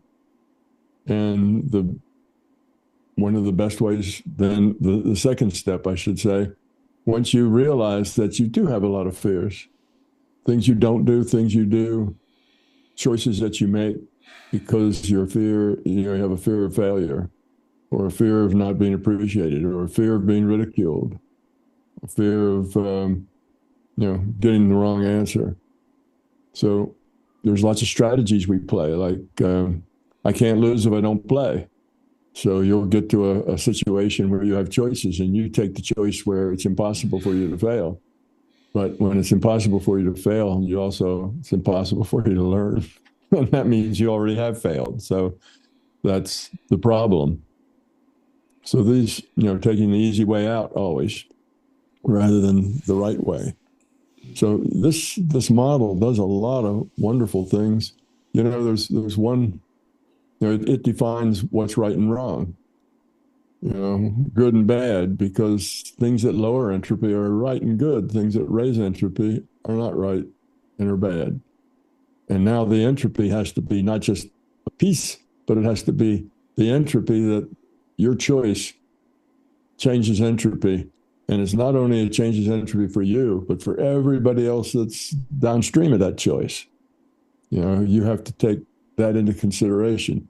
So it's your personal entropy is going, you'd like it to go down, but it's not just about you. It's the system entropy that needs to go down because of your choices, not just your own personal entropy. So you have to think about others. That's the thing. So one, you look at your life and look at your choices and why you actually do things, where your fears are. And then once you own that fear, you have to have an intention to get rid of it. I really don't want to be that way. And if you have a sincere intention, you will get rid of it. It'll eventually just go away, because you're adding probability to that you'll get rid of it. Eventually you will. So intention is like the prime mover. That's what changes things. Your intent in consciousness modifies those probabilities. The probabilities define what happens in the future. So there's a lot of logical consequences to this that we've never touched on. But, for instance, here's one. It's a real big mystery for physicists that turns out to be very obvious. That is, the speed of light seems to change in like the 8th or 9th decimal point, every so often. A little bigger sometimes, a little smaller sometimes, but nobody knows why that is. I mean, yes, the speed of light is a constant, but this constant varies slightly. And it's not a measurement problem. We can measure the speed of light to 15 decimal places, but we see in the, I don't remember which one, 8, 9, or 10th decimal place, it changes just slightly. Well, the reason for that is that the speed of light is delta x over delta t. Delta x is the smallest pixel. Delta t is the smallest time unit. In any dynamic simulation, you have a time unit. You recalculate where things are every delta t. That's how the simulations work. So you have a pixel of time, you have a pixel in space, the smallest space. Now that delta x is what they call Planck distance. The delta t they call Planck time. So Planck distance over Planck time is the speed of light. And what that says is that well, let me give you a first thing that drops out of that is that if you're in a virtual reality, then the fastest you can contiguously move through a virtual reality is 1 delta x for every delta t. Okay, for contiguous motion. Otherwise, if you move 10 delta x's in a delta t, well, now you're teleporting. You're disappearing at 1 delta x and you're appearing 10 delta x's over. But in contiguous motion, the fastest you can go is 1 delta x or delta t. That's why the speed of light's a constant. Every virtual reality has a speed limit, and it has to do with the delta x and delta t for that particular virtual reality. They all have speed limits. That's as fast as you can go through a virtual reality, 1 delta x for every delta t. So that's basically, relativity is kind of based on that difference. Now, the thing that we were talking about was the speed of light. Speed of light. Yeah. Yeah, so the speed of light, okay, is that delta x over delta t. But let's say that the simulation now is running at 6 decimal places. It's calculating everything to 6 decimal places. That's because it's the 1700s or the 1500s, and nobody can measure anything any smaller than that anyway. So it'd be foolish for the system to be running at, the Planck time, the Planck time and Planck, it would just be crazy. You'd be calculating things that nobody will ever notice or see or whatever. So it only actually computes the reality at that level of resolution that it needs to get by. It doesn't, if you only need 3 decimal places, then it's only going to compute the 3 decimal places. But as we get more educated and we get more science and we start looking at things that are smaller and smaller, then it has to change the resolution of our reality. So what it wants to do is make delta x smaller and delta t smaller by exactly the same amount, because then the speed of light stays the same, which is nifty because a lot of things depend on that speed of light. So it would like to, let's say, cut the distance by 10, 1/10 of that distance, smaller delta x, and maybe cut the time exactly by 10. And then you'd have the same ratio, which would be the speed of light, wouldn't change any. But it's digital. You can't make it come out exact. You can only get it to the nearest pixel. So if I'm dividing delta x by, by what, 100 or 10, let's say delta x by 10, that gives me a number. But that number may have, 100 digits in it or infinite numbers of digits in it. So I have to, the value I can use is the one that is closest to that down here in pixel space. Oh, in this pixel, I'm a little smaller. Next pixel, I'm a little bigger. That number actually falls between pixels. So I pick the pixel that's maybe a little bigger. And then when I do the same thing to delta t, but delta t is a vastly different thing than delta x. They're not the same kind of number. So I've got to do the same thing. I can't put that delta t exactly 10 times smaller because I have to put it on the pixel that's closest to 10 times smaller. You see what I mean? So because the reality is pixelated, the speed of light changes a little bit in that decimal place where the system is rendering, for us. So if we see a change like in the 8th or 9th decimal place, that's because it was the 8th and 9th decimal place is where the system decided it had to raise the resolution because of our atom smashing or doing other things that we do that investigates tiny spaces. So it goes, these brainy humans are now going to push me into raising the level at which I calculate, the level of detail at which I calculate. Well, I have to do that by making delta X and delta T, smaller by about the same number, but I can't make it exact. So the speed of light actually changes a little because of it's a digital reality. So that explains that. It explains, well, we just did the speed of light, why that's a constant. So there's all these paradoxes that are laying out there that, though this sounds really bizarre, it answers them cleanly and logically without any things. And there's only one assumption, and that is that consciousness exists. That's what I start with. Well, you and I are sitting here having this discussion. That wouldn't happen if consciousness didn't exist. Right. That's one of those things like time doesn't exist and space doesn't. Oh, you mentioned space earlier. Now that I said that, what space? Time is fundamental. Okay, it's a fundamental part of consciousness. But space is something that's created very easily. In a computer, you say, this point, I'm going to call that the origin.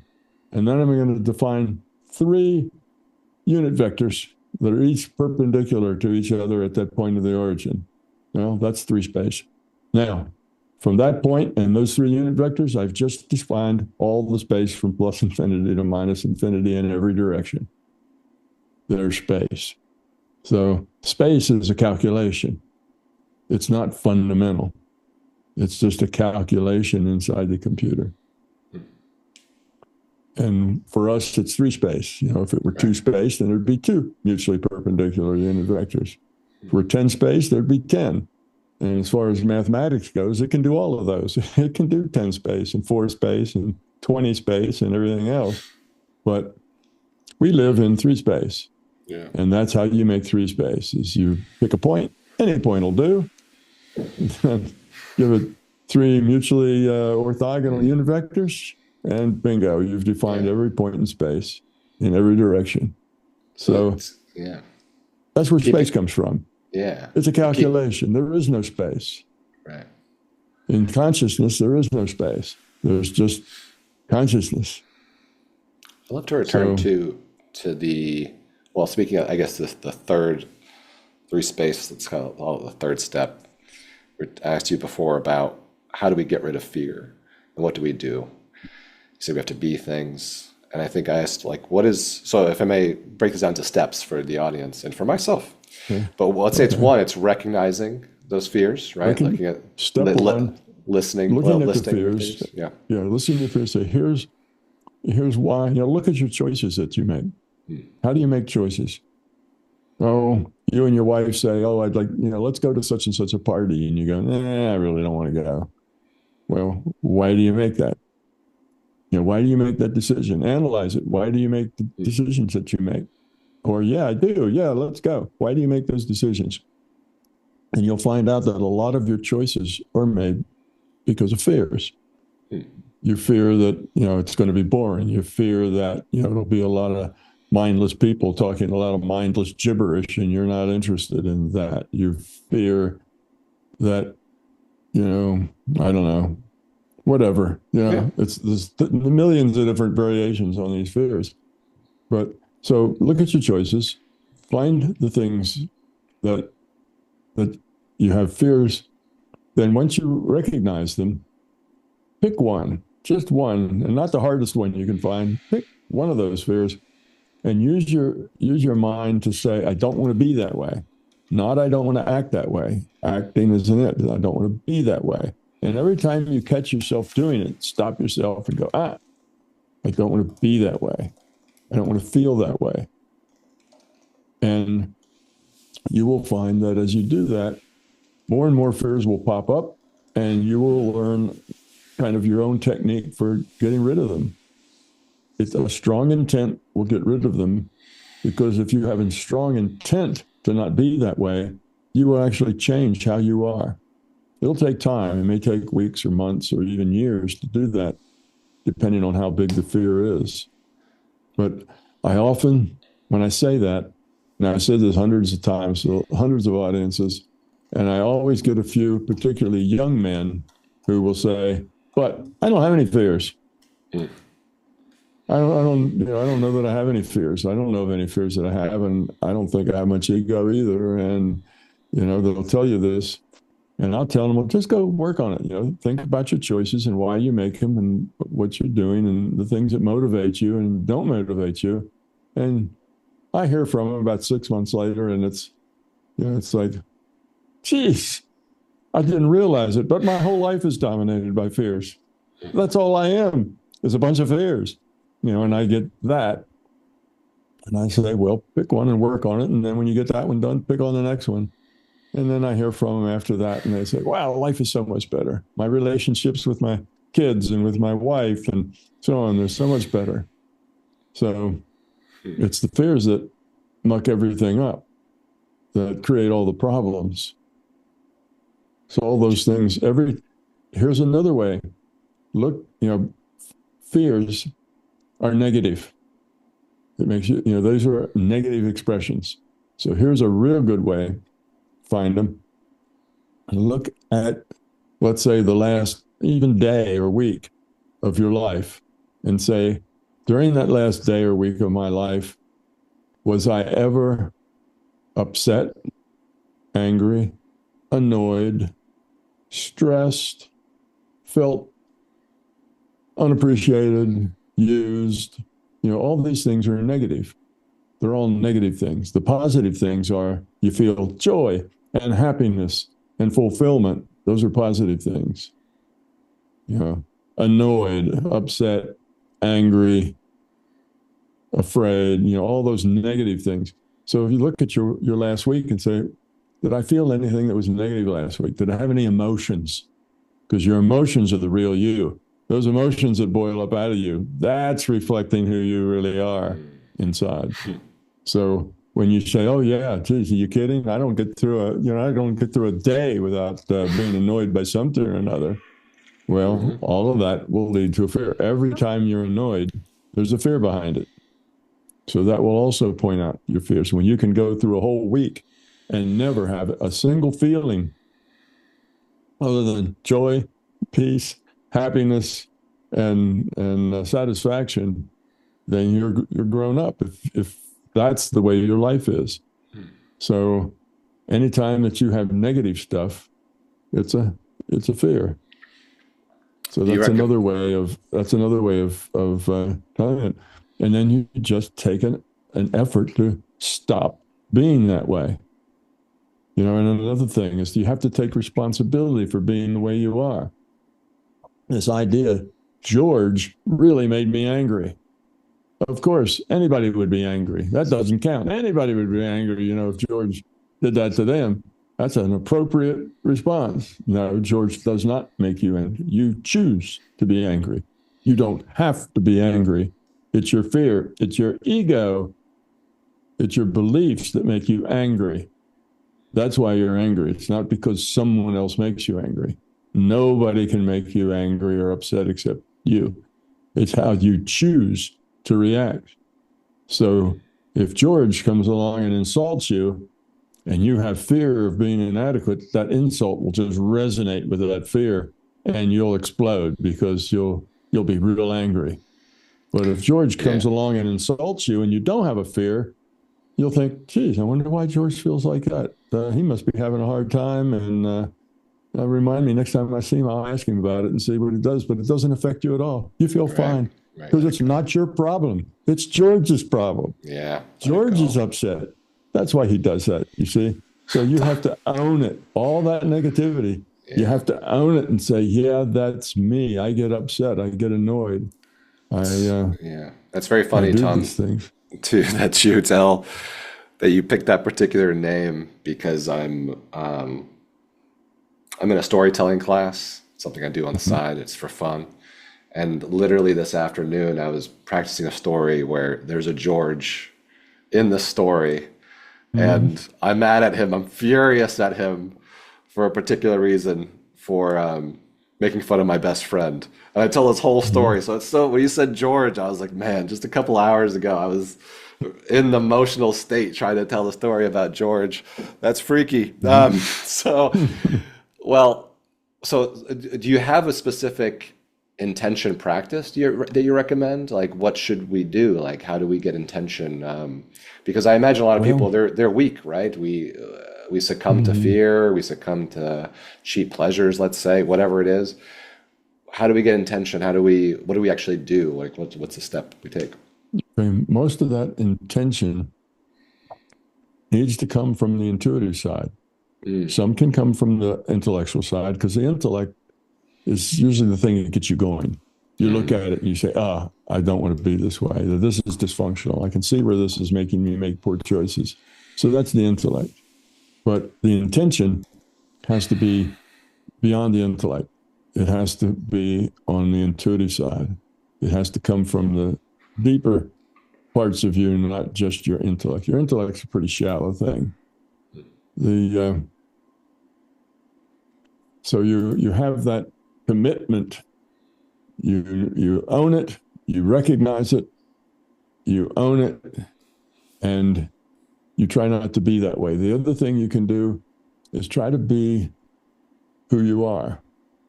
Stop acting. Try to eliminate as much of your persona that you present to others as possible, to where you are just presenting exactly who you are. You're not trying to convince anybody that you're smart or that you're this or that you're that. That's all part of your image. You just interact with people the way you are. Now, you may have fears that make you interact badly with people. Well, notice that. If it doesn't work out and people react to you negatively, then think why. And no, you can't blame it all on them. You have to think why. Now, it may be them, but it may not. And you have to think about that and test it. So these are the ways that you learn. So you learn to be authentic, and you learn how your fears affect that authenticity. So if you're trying to be authentic, then the fears will be a little more obvious, because mostly we take the fears, we push them down into the subconscious so we don't have to deal with them. And then the crankiness just comes out, and we don't really know why so much. We're just feeling that way. So we have to get down into that level and find them down there, pull them up, look at them, dust them off. Sometimes you can say, well, where did this come from? Why am I like this? Sometimes you'll know. I have people tell me stories all the time that they look at their fear, and sometimes just knowing what caused it helps them get rid of it. Like, there was this one person who worked on the fear, and he suddenly realized that when he was like 6, mother came home with teddy bears for his 2 siblings, which were like 3 and 4, and gave them each a teddy bear, and he didn't get one. And he thought that was because he wasn't worthy. He didn't deserve one. And from that point forward, he was unworthy. Of course, that wasn't the case. Mother thought he was older. He didn't need a teddy bear. He was 6 now. Or that person then went through the whole life feeling inadequate, that they just weren't good enough. And that made a lot of their choices, go for this job or that job. Well, they'd go for the one that was easier, because they didn't really feel that confident taking the one that was harder. So they tended to avoid challenges and so on. They tended to avoid all kinds of conflict. Rather than resolve conflicts, they'd kind of hide from them. So they found that, and he said it all went back to that. That's where he first got that from. So a lot of these fears are just silly things, smoke and mirrors. They come from ages past, when we were too young to really understand what was going on, but we made up a story in our head and believed it. It's just a belief. So some of those you can get rid of them just by understanding where they come from. Others you'll never understand where they come from. They don't seem to make any sense. So then you just have to learn to overcome them. You find yourself making a choice because you feel inadequate. You got to say, stop. Don't do that. Go ahead. Have the courage to put yourself out there and see what happens. And then you need to do that. Put yourself out there and see what happens. Sure. Most of the time, you'll find out that what happens is good. The fear was just smoke and mirrors. We were afraid the fear comes out of a belief. So the idea is to get rid of your fears, which means get rid of your ego, which is what about me? Your self-centeredness. And the fear, you have lots of fear, beliefs. You have lots of beliefs that you don't even know you have. Belief is an interesting thing. If you have a belief, that belief you have to you is not a belief. Nobody has beliefs. They only have facts. Once you believe it, it becomes a fact. So there's this conclusion you jump to. You believe it. Now, once you believe it, it's not an opinion anymore. It's a fact. And you go through the rest of your life with that as a fact. So there's a lot of the things we think are facts are not facts at all. Right. They're just beliefs that we have. Yeah. So I want to ask you about specific practices too, because I think I saw, I think it was a conference you had run in the past couple of months. I looked at the schedule of events, and one of the things that was on there was Kundalini yoga. And I was just wondering about, it piqued my interest. I've done some Kundalini yoga myself. Last year, I got really into it. I was doing it pretty much every day for 6 months or so, and I thought it was really interesting, quite powerful at times too. But what do you think of Kundalini yoga? What do you think of the practice? Well, I think all kinds of meditation practices are good. Yoga usually means that you do physical things as well. You stretch, you find peace, you learn to relax, let go. And if you let go with your body, that helps you let go with your mind. So those things are all very good. Yeah, that Kundalini yoga was a young lady from, I don't know, she wasn't local at all. We brought her in. I didn't do all the work in bringing that symposium together, so I don't know a lot of the details. But everybody really loved her. She was very good, and she was not strict or pushy about what you did. She would be more satisfied with what you were doing if you just relaxed and did it, whatever it is you did. If you did it kind of with conviction and relaxation, then whether you stood or sit or lie down or close your eyes or have you, it didn't matter. She wasn't big on, you have to do it this way. So that's why everybody liked her, because she didn't force or push anything. She just wanted people to relax, be into themselves. So that is very profitable. Yes, that's discipline. You have to get some discipline of your mind before your mind will work for you. Discipline's very important for the intuitive side. Otherwise, you get garbage. It's garbage in, garbage out. I'm trying to modify my diet to eliminate the coffee, and I'm sometimes successful, and then something gets added in and blows it all apart. And I figured, well, we know that's not a good thing. So, would you like to share what is the diet now? Well, my diet is a pretty unusual one. And as far as disciplining your mind goes, I highly recommend that you get rid of sugar, all sorts of sugar. And the reason for that is glucose is kind of the energy source for your central nervous system, brain, and the rest of it. When you eat something that has sugar in it, you're actually kind of ringing your system. By ringing, that's a kind of electrical engineering term, and I'll show you a picture where you hit it with a spike, and it goes up and then down and up and down, and then it damps out, eventually damps out. That's called ringing the system. You make it oscillate, and then it settles down.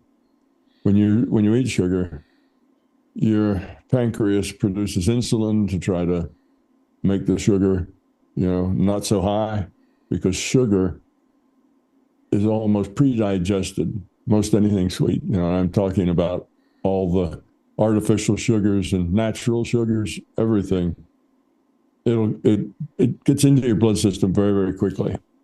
There's one I know about that doesn't, and that's barley malt. But very small amounts of barley malt are okay because evidently you can't digest that very quickly. It digests slowly, so the amount of sugar leaks into your system over a longer time. But most sugars, like the sugar that, the white crystals that you put in your coffee or whatever, you digest those in seconds. They're already pre-digested, basically. Your system takes up the glucose. So, it's very fast into your system. And when it does, it rings the system. The sugar suddenly goes up very fast. And then the pancreas and the insulin bring it down, and then it overshoots. It goes too far. Now you're at a deficit. And, then it starts to come back up again. When the insulin stops being added to it, then it starts to come up, and it's down and up and down. And that takes about 4 hours for that ringing to quit. Your system rings for about 4 hours. Well, 4 hours is what we have between meals. So for most people, they do snacks between meals, but even at meals, if they have sugar, and sugar's in everything, because sugar is an addictive substance. I love it. It's addictive. It's a psychotropic drug that is addictive. Now, it doesn't make you high and it doesn't make you goofy, but it is addictive. And sugar's in everything because the way they market foods is they do taste tests. So they'll have, 20 different brands of French fries, and they get a whole bunch of people to test them and rate them. And guess what? The ones that everybody likes the most are the ones that have sugar in them because they're sugar addicts and it resonates with their addiction. So they like that better. So you'll find sugar in hamburger meat, sugar in French fries, sugar in you name it. And they'll find ways to stick a little sugar in there, even if you can't taste it, because your body likes it. And the taste testers relate to it and like it. So sugar's basically in anywhere, everything, because we're a nation of addicts. I mean, everybody from 2 years old and older are mostly sugar addicts. And sugar is one of the tough things to get free from as far as addiction goes. Sugar's a tough one. Yeah. It takes about 4 months or so to get over sugar, and it's not easy. But anyway, my point is that if I was saying that I can't. Yeah, sure. In your central nervous system is like this all the time. It's going up. Insulin wears off and up and down and up and down. Well, that'd be like trying to play a game of soccer where the field is. The field is going like this. Your whole background of the playing field is unstable. So your thinking tends to be fuzzy.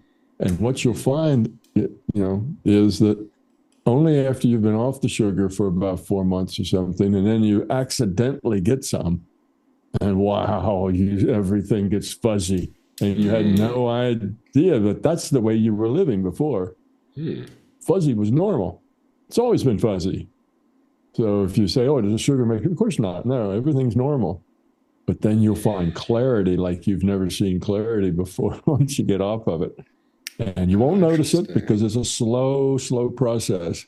But then you get that accident, and now because that's sudden. You went from clarity to fuzz, and right. It's really obvious that your clarity's gone. And you realize that your mind's a lot clearer. You think a lot clearer. You understand things more easily. So if you discipline your mind, I mean, you can still learn and get disciplined even though you eat sugar, but it just makes it easier. If you want to make it as easy as you can for yourself, try not to eat any sugar and no sugar. Your glucose. I mean, you'll eat carbohydrates like a potato, but you have to digest that. That turns into glucose, sure, but it turns into glucose very slowly. So that's not the problem. It's the stuff that gets into your bloodstream very quickly that rings the system. So that's one thing. It'll help you. Then learn to meditate. And there's all kinds of meditation, but just find some simple way that you find okay and meditate, because that'll give you discipline to your thoughts. Meditation means that you learn to empty your mind of all thoughts. And you can keep it empty for as long as you need to, for an hour or 2 hours if you need to. Just keep it totally blank. Well, that discipline to be able to do that is what's necessary if you want to have more power at modifying future probability. Because if your mind's full of noise, then you're not so powerful at that. You're not good at it. Your mind is not focused, and it's not intense.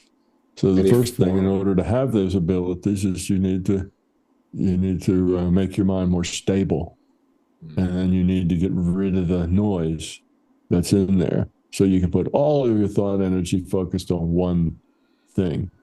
Then you have a lot more power to modify those probabilities if you do that. Any forms you recommend, Tom? I'd say a lot of people do different things, and whatever works for you. I got it through TM, Transcendental Meditation. They gave me a mantra, and then I started playing with that because I'm a physicist, so I don't believe anything. And I found out that I could make up my own mantras that worked just as well. It was not a secret, Sanskrit word that had magic powers. It was no better than the mantras I could make up. Gotcha. Okay. But it did. Yeah, in my book, I talk about that, and give people some examples. I think it's chapter 22 or 21. I remember the different combinations of consonants. Yeah. You talk about it in the book. Yeah. Well, just because we were there a few minutes ago, but I'm curious if you care to share more about the diet. So what do you eat? Okay. We know some of the things you can't have, a lot of things you can't have. What do you proscribe? Once I tell you what I don't eat, then it'll leave you wondering what I could possibly eat. Yeah, what's left over? So I don't eat any kind of sugar or sweetener. I try to, let's just do the don'ts. I don't eat meat. No meat, okay. That includes chicken and, fish too? That includes chicken.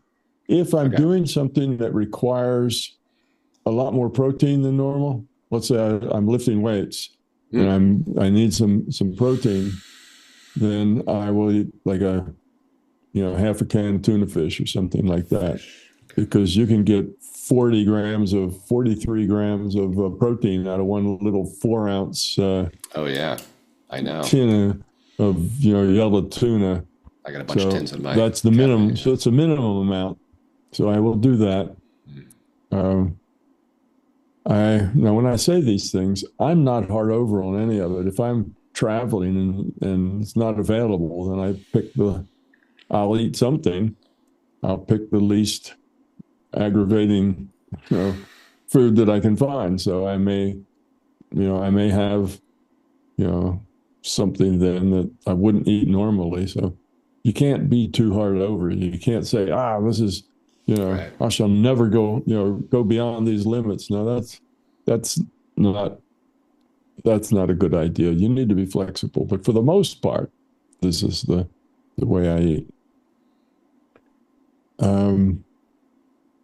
Maybe a couple of others, but other things that I don't eat. Let's see. I tried to minimize the number of carbohydrates. So I don't eat a lot of high carbohydrate foods.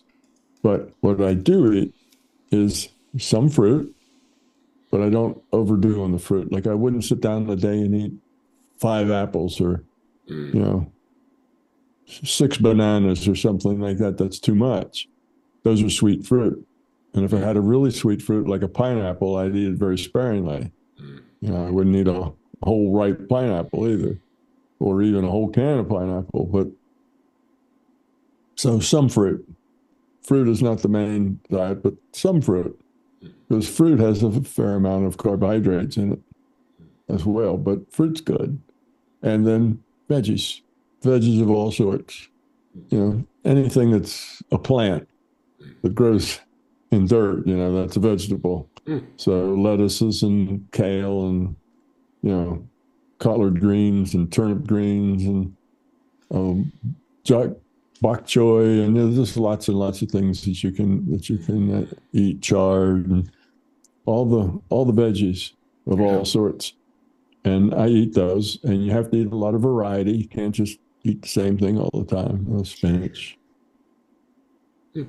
So that's what I Caffeine? do, and I eat them in two different ways. I eat them in salads, or three different ways. I eat them in salads. I eat them raw. I eat them cooked. It just depends Yeah.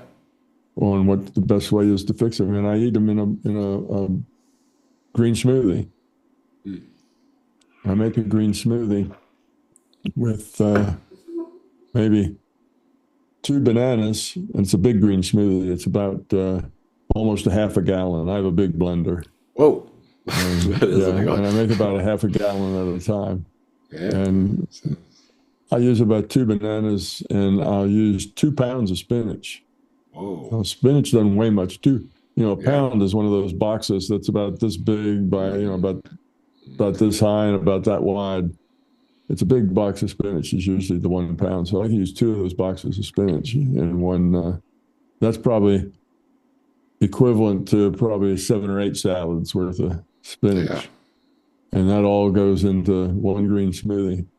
Mm. But I like green smoothies of all kinds, and I throw all kinds of vegetables in there. But most of the vegetables in my green smoothie are raw. I don't cook vegetables and put them in the green smoothie. They're all Yeah, raw sure. veggies. Yeah, me too. I do the same. How about Yeah, caffeine, Tom? Do caffeine? none, no caffeine, Zero. Oh, no no. nicotine, no alcohol. Mm. But then again, I don't know, if you did an average, I probably drink a glass of beer at a restaurant maybe twice a year. Oh, So it's special occasion. it's like 2 glasses of beer a year. And usually that's on a hot summer day when Mm. we go to a Mexican restaurant for lunch or something, and it's a hot day, and you go in and the almost all the carbonated drinks are sweet. Yeah. So beer is one that's not sweet. So Mm-hmm. I'll have a Corona or something, a glass of that, and it just because it's cold and it's good, but it's not something I would buy and take home. Sure. But I do drink one. That's why I say I'm not hard over on these things. Yeah, but But generally, generally pretty good. I don't drink any kind of alcohol. Um, so it's just vegetables, mostly with fruit on the side. Mm. Is what I eat. Sounds healthy. Um, Yeah. what I drink is water. But if I want the water to be flavored, I'll take a jar of pure black cherry juice or something like that, and I'll put like a half a cup in, and then I'll fill up a quart bottle with water. So I'll Mm. have maybe 4 ounces of that juice with 16 ounces of water, and it just gives a little bit of flavor to it. So you Sure. don't get really that much juice. I wouldn't drink that juice straight. It's way too sweet. Oh, yeah, I know what you're talking about. Yeah. Yeah, it's way Uh-huh. too sweet. But Absolutely. if you make it about 10 to 1, water to juice, then it adds flavor sometimes. I'll do that. But Hmm. a lot of times I drink green smoothies Hmm. and just water. Interesting. Well, thank you for So sharing. that's what I Yeah. eat. That's what Yeah. I drink. It's kind of That's sounds unusual. like a great diet. Yeah. Sounds super Yeah. healthy. I can't imagine much For better. So, for most people, if I took away, like I avoid carbohydrates, so I don't do noodles and pasta and that kind of stuff, too much carbohydrates. I don't do much wheat. I tend to let wheat go. If I have to eat a grain, I'll eat oats, just mm, plain oats, oat groats, just the basic oat with nothing removed from it. Um, Sometimes I'll eat wild rice and other things like that. There's quinoas and there's other kinds of grainy things that you can get, but I tend to avoid wheat and corn mm, because wheat and corn, one, they have a couple of problems with, and one, they carry a lot of carbohydrates with them, and two, most of the wheat and corn in the world is owned by Monsanto. The seeds were owned by Monsanto, and they're GMO'd to protect them from Roundup. So what happens is you grow these Roundup resistant plants, then you can cover your fields with Roundup and everything else dies, but your plants that are genetically modified to live with Roundup, they thrive, and everything else dies. So there you go. You can weed your garden, very easily.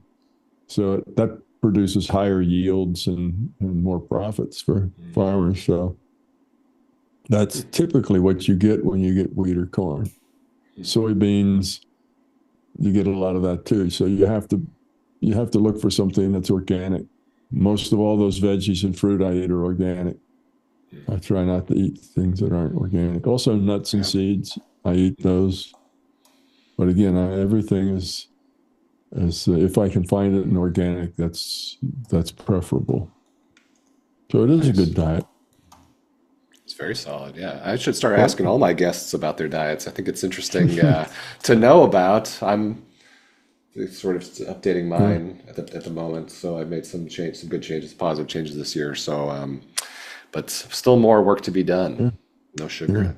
And it works. I mean, in a month and a half, I'll turn 80, and I am more robust, probably stronger and better, in better shape than most 40-year-olds.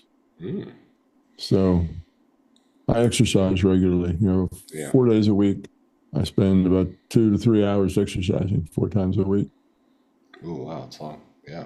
Yeah. Solid. So it's important, use it or lose it. That's it. You gotta demonstrate to your body that you're still alive.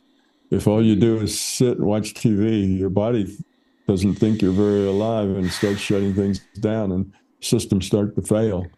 You have to get out there and say, hey, body, I need you to work and work well. And the body almost always says, sure, you got it.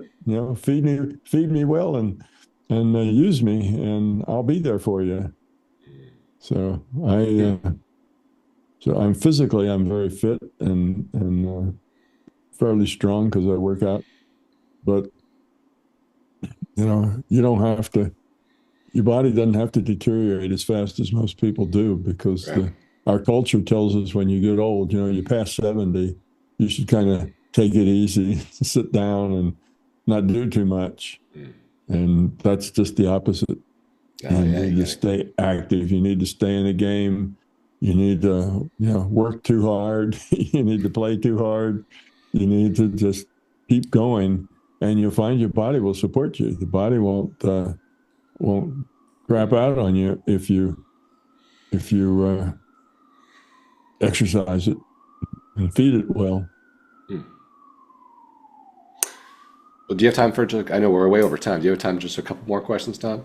Sure, go ahead. Yeah. Oh, awesome. Great. Get to some of those you have written down. Huh? I know. Oh, yeah. I've only gotten to a fraction of them, honestly, but it's okay. We only got down very practical kind of stuff there, so we might just zoom out a little bit here it's something we talked about earlier about, well, you alluded to it in terms of making an analogy about dreams. So what can we learn from dreams? Are dreams, if we think about your model for this virtual reality, are dreams occupying some other, say, plane or substrate, or how should we think about them? All right. The way you think about a dream is not much different than the way you think about this reality. Okay, this reality we call the physical universe. It's a virtual reality. Your dream reality is a different virtual reality. What makes a virtual reality? Well, you get a data stream. You receive the data and you interpret that data to be this reality. When you're dreaming, you get a different data stream. Both realities have the same purpose, to give you opportunities to learn. The choices you make in a dream reality will affect your overall entropy, just like the choices you make in this reality. The choices you make in any reality will affect your entropy. You make good choices, your entropy gets lower. If you make bad choices, it gets higher. So it gives you a different venue for action that you wouldn't have otherwise. For instance, here, if you had the experience of, say, you're at the third story of a four-story apartment and you realize the building's on fire. Now, what do? Do you try to wake up everybody on your floor, then go upstairs to the highest floor and wake those people up?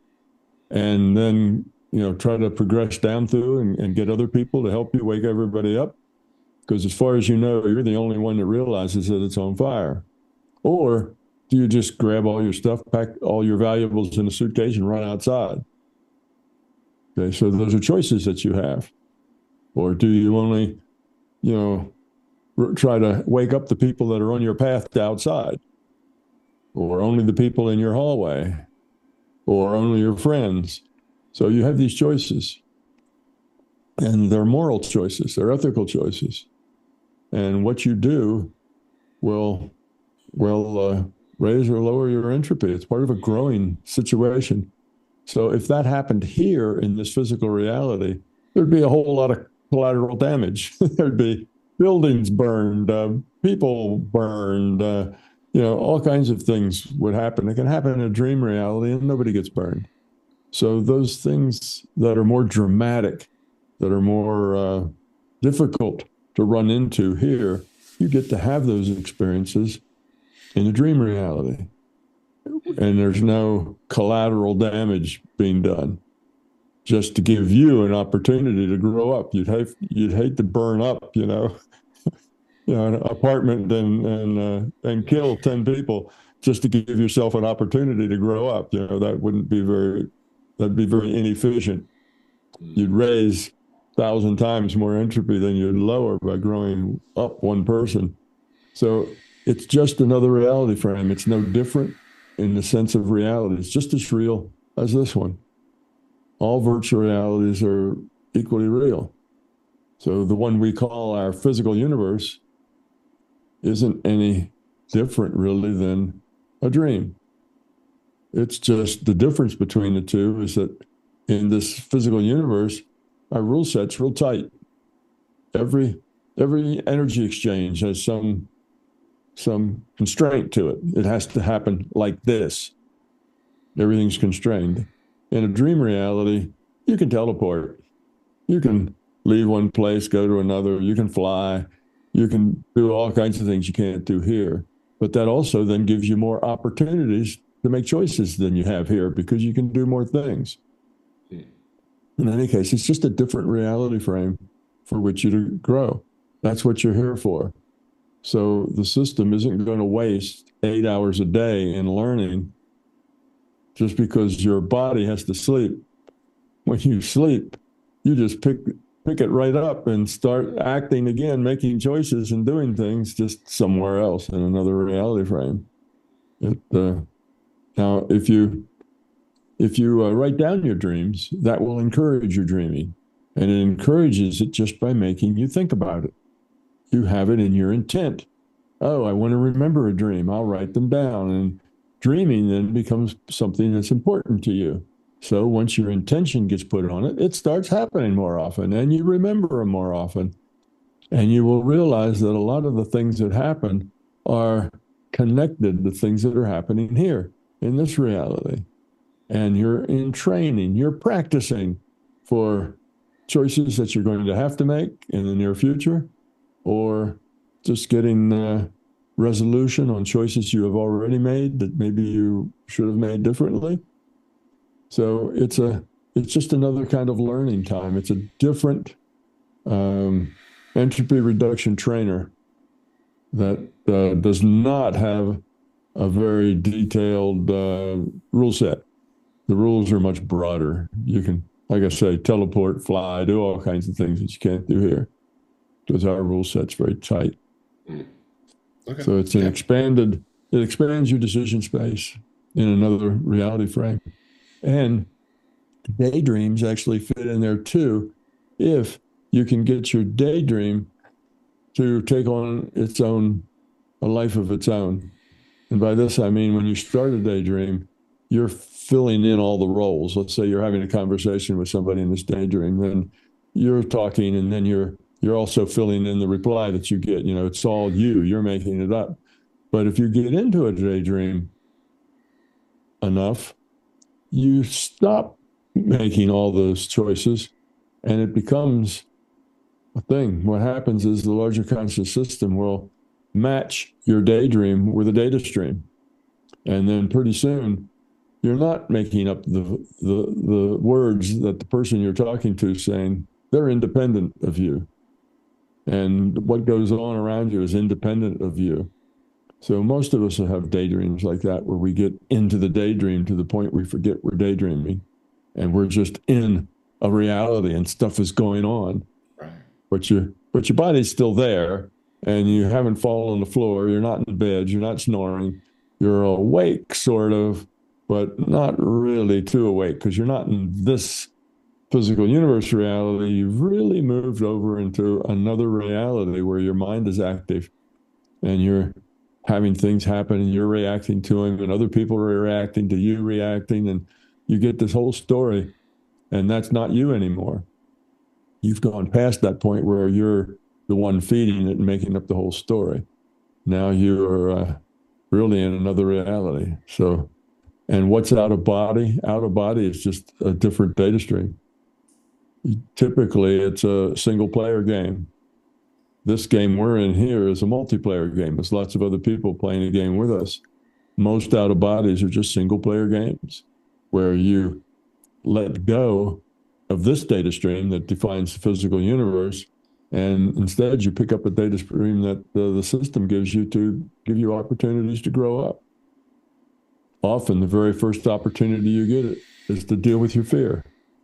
A lot of people, when they first get out of body, they have a lot of fear around, what can we say, things that are unknown. Now they're in this other realm, this other reality, and they're fearful. What are, do monsters live there that eat people? What's there? What could hurt them? And they don't know. So just the fact of not knowing, so the unknown scares people. Sure.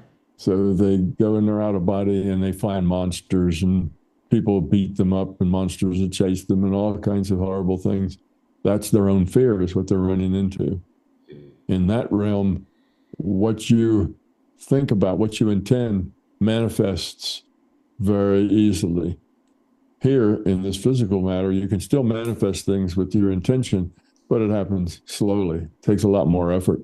There, you want an ice cream cone that's cherry vanilla? All you have to do is think of it, and there it is. You reach out and take it, and it's delicious. Very cool. You can manifest things very easily. And how about psychedelics? So what role do you think, if any, do they play in exploring consciousness? In exploring consciousness, probably a pretty minor role, in the sense that you mean that. You mean an individual exploring their own consciousness? Sure. Probably. I guess that was a pretty pointed way of putting at it. I mean, we can go more broadly than that. Do you think that psychedelics have, or should be, I don't want to say prescriptive, but do you think that they are useful for people? Yeah, they may be. Yeah. I don't know. We haven't studied them enough. We're so afraid of them that we won't study them. So if we studied them enough and did more research with them, they would probably find some useful place in medicine, like we found for marijuana.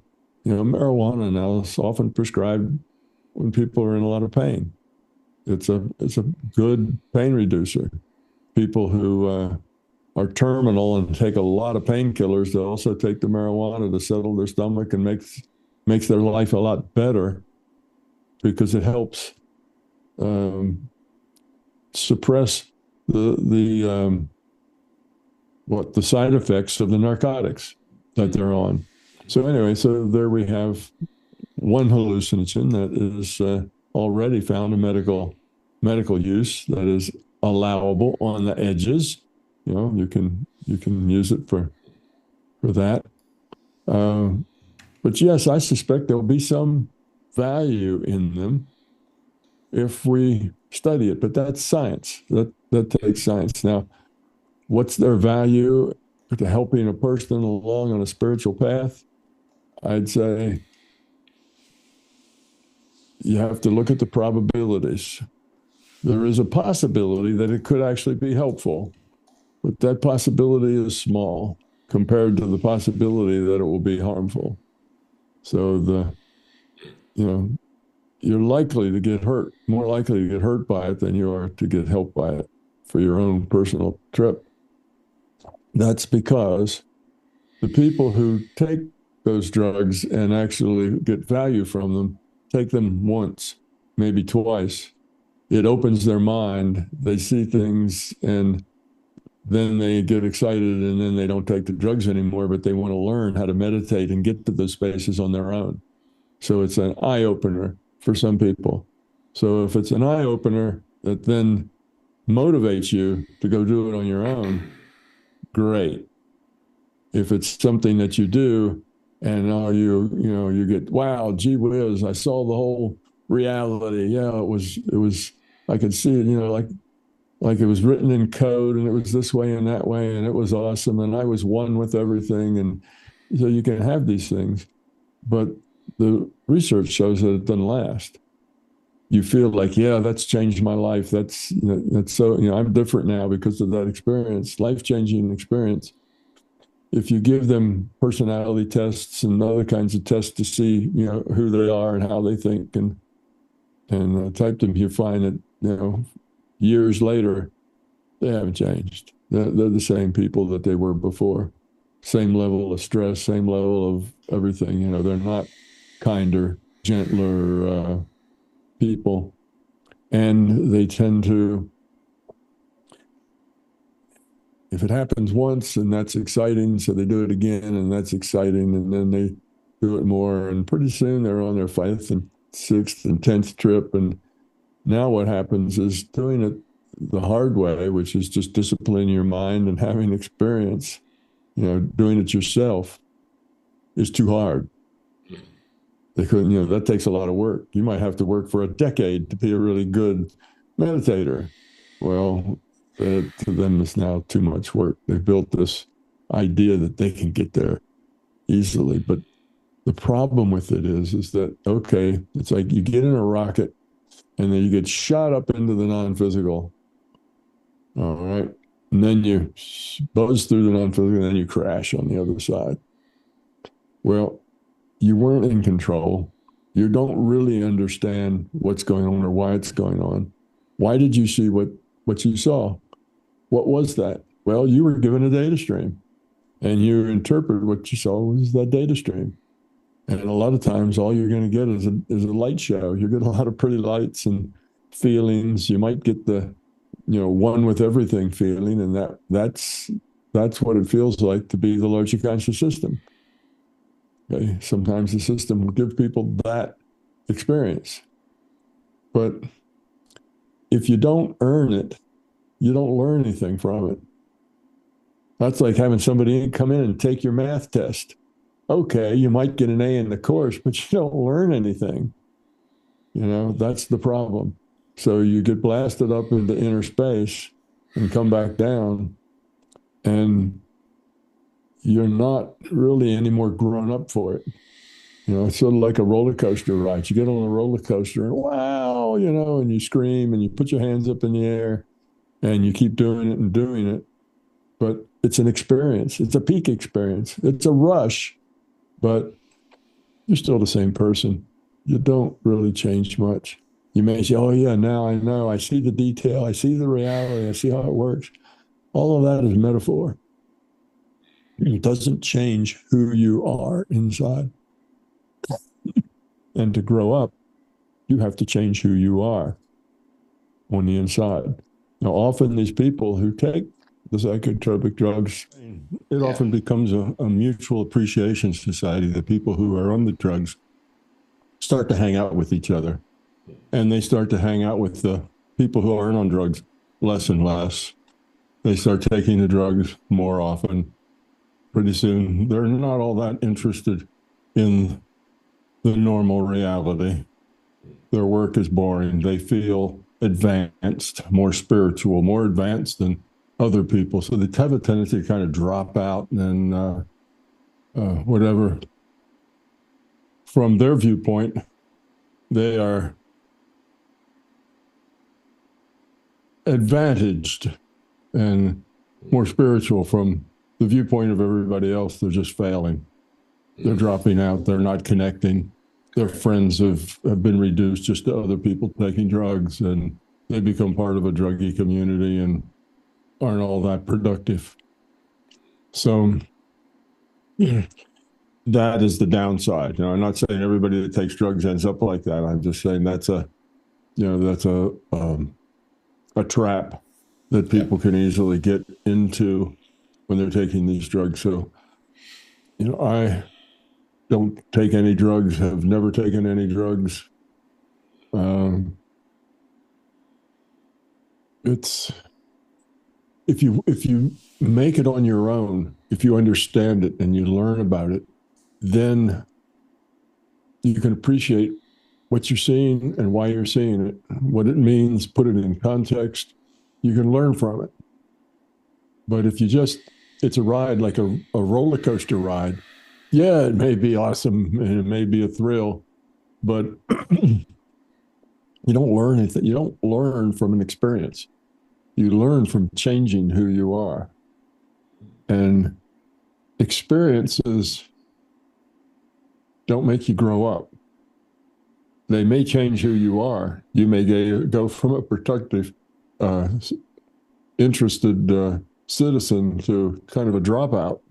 So, experiences can change you, but they don't change the quality of your being.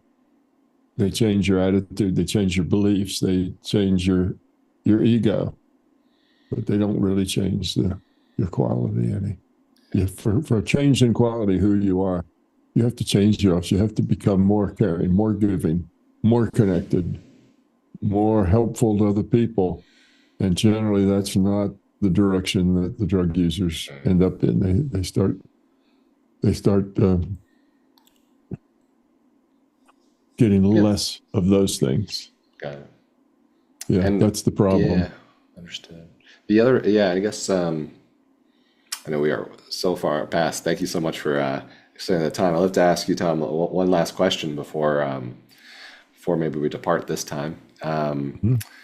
And then we can wrap up, sort of conclude. But you'd mentioned earlier about, say, when we're outside the game, the individual units of consciousness. Why do they get bored? Well, there's not much to do. I mean, the whole point is that we got out of the big chat room so that we could get into a set of experiences that were more challenging than just chatting. So, okay, you don't get into this. You don't go back into this simulation, this entropy reduction simulator. You're just on the outside. Well, you can chat. You can interact. You can entertain yourself.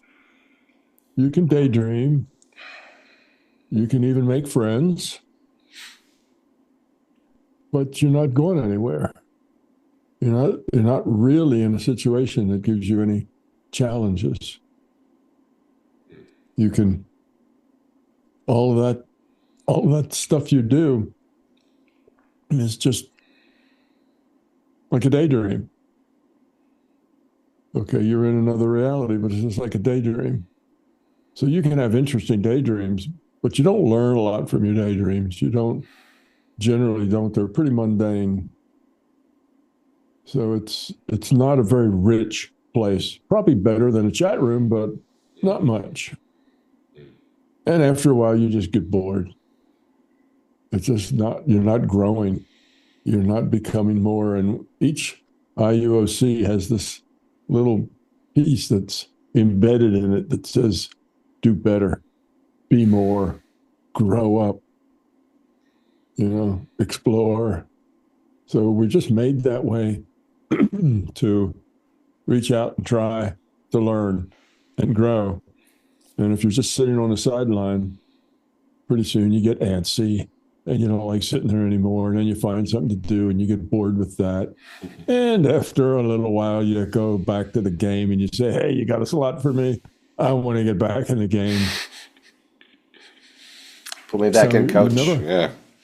You never have to. Yeah.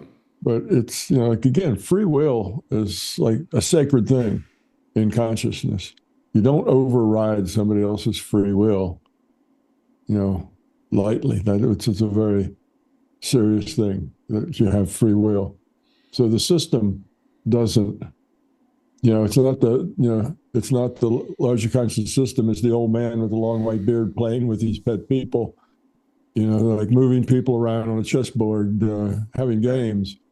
It's not like that at all. We're here and, we get to make our choices and deal with the consequences. That's the way life works. Well, actually, that's a good point I haven't made yet. Maybe helpful to people. The way life works is that stuff happens and you get to deal with it. Now, most people put all of their energy and effort in trying to manipulate the stuff that happens. They only want the good things to happen. They try real hard to get everybody to do things the way they want those people to do it. They want their kids to study and do all their homework. They want their spouse to pick up their dirty underwear. They want this and that. The people at work to appreciate their work. They want their boss to give them a raise. They have all these things that they would like to happen. And they try to manipulate all that stuff to happen. They act in certain ways. They suck up to the boss. They fuss at the kids. They complain about the underwear. They do what they can do to try to make reality the way they like to have it. And that is exactly the wrong end of the problem to be working on. Stuff happens. You need to just let it happen. What's important is how you deal with it, not what happens. What happens is not all that important at all. What's important is how you deal with it. Oh, you have to make some things happen. You need a job. You have to put gas in a car. You have rent to pay. You have to eat. There are some things you need to do, business to take care of. But in general, your life should be kind of open to the lessons you get. And the harder the lessons, the more you're likely to learn. So if all you get is easy lessons, then you're not going to learn much. Where most of the learning comes from is with significant others, those people who are the closest to you, your spouse, your kids, your parents. That's where you learn a lot from people who are really close to you. And the biggest one of those is your spouse. And that's because that's where your ego is going to get squeezed. That's where your fears are going to get triggered. That's where your wants and needs and expectations are going to get trampled. So that's where you grow up. That's where the pain comes. And then you decide that you've had enough and you grow up, get rid of that ego. So the next time that George insults you, you just don't get upset about it because it's nothing to do with you. It's all to do with George. But people who take everything personally, it has to do with me. He just said that I don't do my work properly, and I can't take that. I got to push back. I got to fight back. I got to make sure nobody believes that. And now you're all wound up in a fight with your ego, and all you do is make yourself look bad, make yourself less desirable, make yourself less whatever, It doesn't help. It hurts. Yeah. So it's those significant others that's where you really learn. And, they say it takes two to make a good relationship, but you can have a pretty decent relationship even if you just have one person who's grown up or trying to grow up. Because even if their mate is not very grown up, them learning to not deal with that with their ego and with their fear, them learning to deal with that in a positive way will help them grow up a whole lot. So you can have a very successful relationship with somebody who beats you up all the time emotionally and learn a whole lot from it, but you won't have a lot of fun. It'd be nicer to have a relationship with somebody that really likes you rather than somebody that beats you up. Sure. But you can learn. My Absolutely. point is, you can learn Yeah. from almost everything. So to get into the point and saying, well, it's just my situation. My situation's just not a good learning situation. Well, that's not the case. You can There's learn always, from any situation. yeah, I Any agree. situation at all I has agree. lessons there. So Yeah, it's not that your situation's not optimal for growing. If it was, I'd grow up a lot, but it's just not optimal for growing. it's I've got these always, problems, but it's not like that. That's just you making excuses for not getting to work. yep, there's always plenty to learn. Well, Tom, I think that's a wonderful place to end on, wonderful note. And I just want to thank you so much. The book is My Big Toe, which we talked about a lot and extensively. I recommend, I'll link below in the description for viewers to check that out. And Yeah. anything else Well, you want to leave us on? Oh, one other thing I'd like to tell you about, because a lot of your users, after they listen to this, may decide, like I did when I had a chance, and that is, let me find out for myself. And that's the first step that you need to take. You're not sure whether this paranormal stuff is real?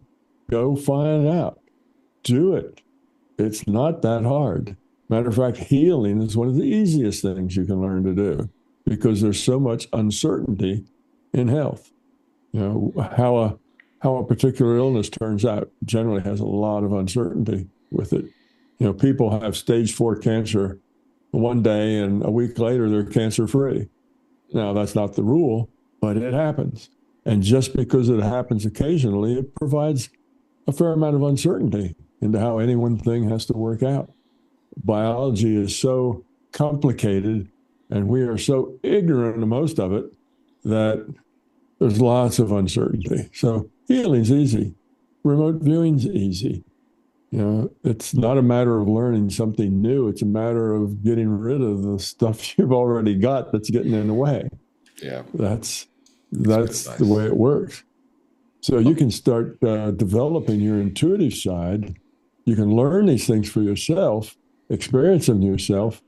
And one way to do that, because I tell in my book, if you've read the book, I always say you got to, go learn it. Go taste the pudding. Go do it. So I put up this course. It's an audio course that will teach you what all those paranormal things are. The healing, the remote viewing, telepathy, talking to dead people, whatever, all the things that paranormal people do. I don't do much with psychokinesis, but all the rest of them, I talk about what they are, why they work, explain to you how to get ready, give you a binaural beat that will put you in a meditation state and keep you there. So if you're not a good meditator, that kind of makes you a good meditator. And then sends you off for an hour of practice. And then you come back and there's more discussion about what happened. And then you go off and come back and there's more discussion. So I did about 20 some of these courses. Brick and mortar had, 50 people to 100 people, sometimes 200 people. Yeah. And we did these. Oh. And then we went through the whole set of them. And there was 1,000 hours or something of it all together because they're usually like 5-day courses all day long. So there's a lot of hours of video. Went through it all and picked out the best of the best. And, the best answers to the best questions, the best explanations, Sure. and put those all into a course on audio. So if you go to my site and look at the products, you will find a thing called Exploring Consciousness and Everything Paranormal. Cool. And Yeah. if you go look at that, then I encourage people to go experience these things. Make it part of your own experience. Because you can say, well, how come how comes remote viewing always fails and you will remote view and you will probably do real well because most beginners do better than people who are more seasoned. And the reason for that is the attitude that succeeds is the one that is lighthearted and doesn't expect anything. So you come into it and you say, oh, I don't know anything about this. I've never done this before. I don't expect to do anything, but I'll go through the motions and I'll do it. Then's when you are at your best, because you don't have any performance anxiety. You're not uptight about the results. You're just doing it. That's the right attitude. And those people, I had a young girl, a good friend of mine. She was in the course and she got out like 12 targets. What happens is you go to a website where they have targets. Each target has a number. The target's a picture. It's a photograph of something. And each photograph has a number, like a 5-digit number. And there may be, 50,000 pictures in this library. Everyone has its own number. So you go and the system gives you a number. You say, all right, give me a number. Out comes a 5-digit number. Now there is a picture in the database that corresponds to that number, but you remote view it. And when you remote view it and say what it is, then you go type that number back into the website and it shows you the picture. So then you get to look at what you've done, what you said it was and what it is, and you can judge to see whether you got any of it right. But that's really cool. That's the way it works. So you get instant feedback. Wow. Now, this young lady, she did that. So she got 12 numbers and she was going to remote view them all and then go back and look at them rather than going back into the website and out and back. And she thought it'd be better to just get 12. So she did that. The first 9 of them, she got dead on. Wow. She had never remote viewed, never had any thoughts about it. Very, very casual attitude toward it. She got the first 9 perfectly. And she looked at those after 9 of them, and she was so excited. She was bouncing up and down in her seat and so excited that she had done this and realized that I wasn't trying and I did this well. I must be a natural at this. Geez, if I tried a little, I bet I could do even better. You know the answer, what's coming up. It's all the rest of them she got that day. She got nothing. Oh.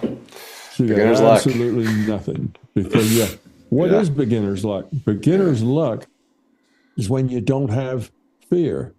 No fear. When you don't have the fear, you perform better. You're more coordinated. I like that. But you have the fear of getting it wrong, the fear of not performing, performance anxiety. And as soon as you have that gone, you no longer have any, you don't have any. Well-tested phenomenon. Well, Tom, that gave us so much for, I'll link to this in the description for folks, the Exploring Consciousness, the paranormal course on your site. And also, I'll try to track down this website with the remote viewing stuff. Thank you again. This was such a wonderful conversation, Tom. It's just good. I wish you. If you take my stuff, it'll tell you a bunch of sites. It'll give you like 5 or 6 sites that you can get. Yeah. And if you Google remote viewing targets, you'll probably get 5 or 6, 7 sites that will give you targets. I'll check those out. Some of them are. Most of them are still there, but you can find those. But anyway, that package gives you the binaural beats. So I sell the binaural beats separately, but you don't have to buy those if you buy that package, because that package comes with the binaural beats in them. Yeah. Great. That's awesome. Thank you. I'll link to that. It's not real expensive. I'm not about making money as I am about getting information out. Yeah. So thank you. I appreciate that, Tom. Your readers might like that because I think they will. Yeah. The reason I did that was I tell everybody, go find out on your own. So they came back knocking on my door and said, help me find out on my own. And you'll provide a service for them. Okay. That's wonderful. Thank you, Tom. I do have to run, but this is such a great conversation. I can't wait for the audience to see it.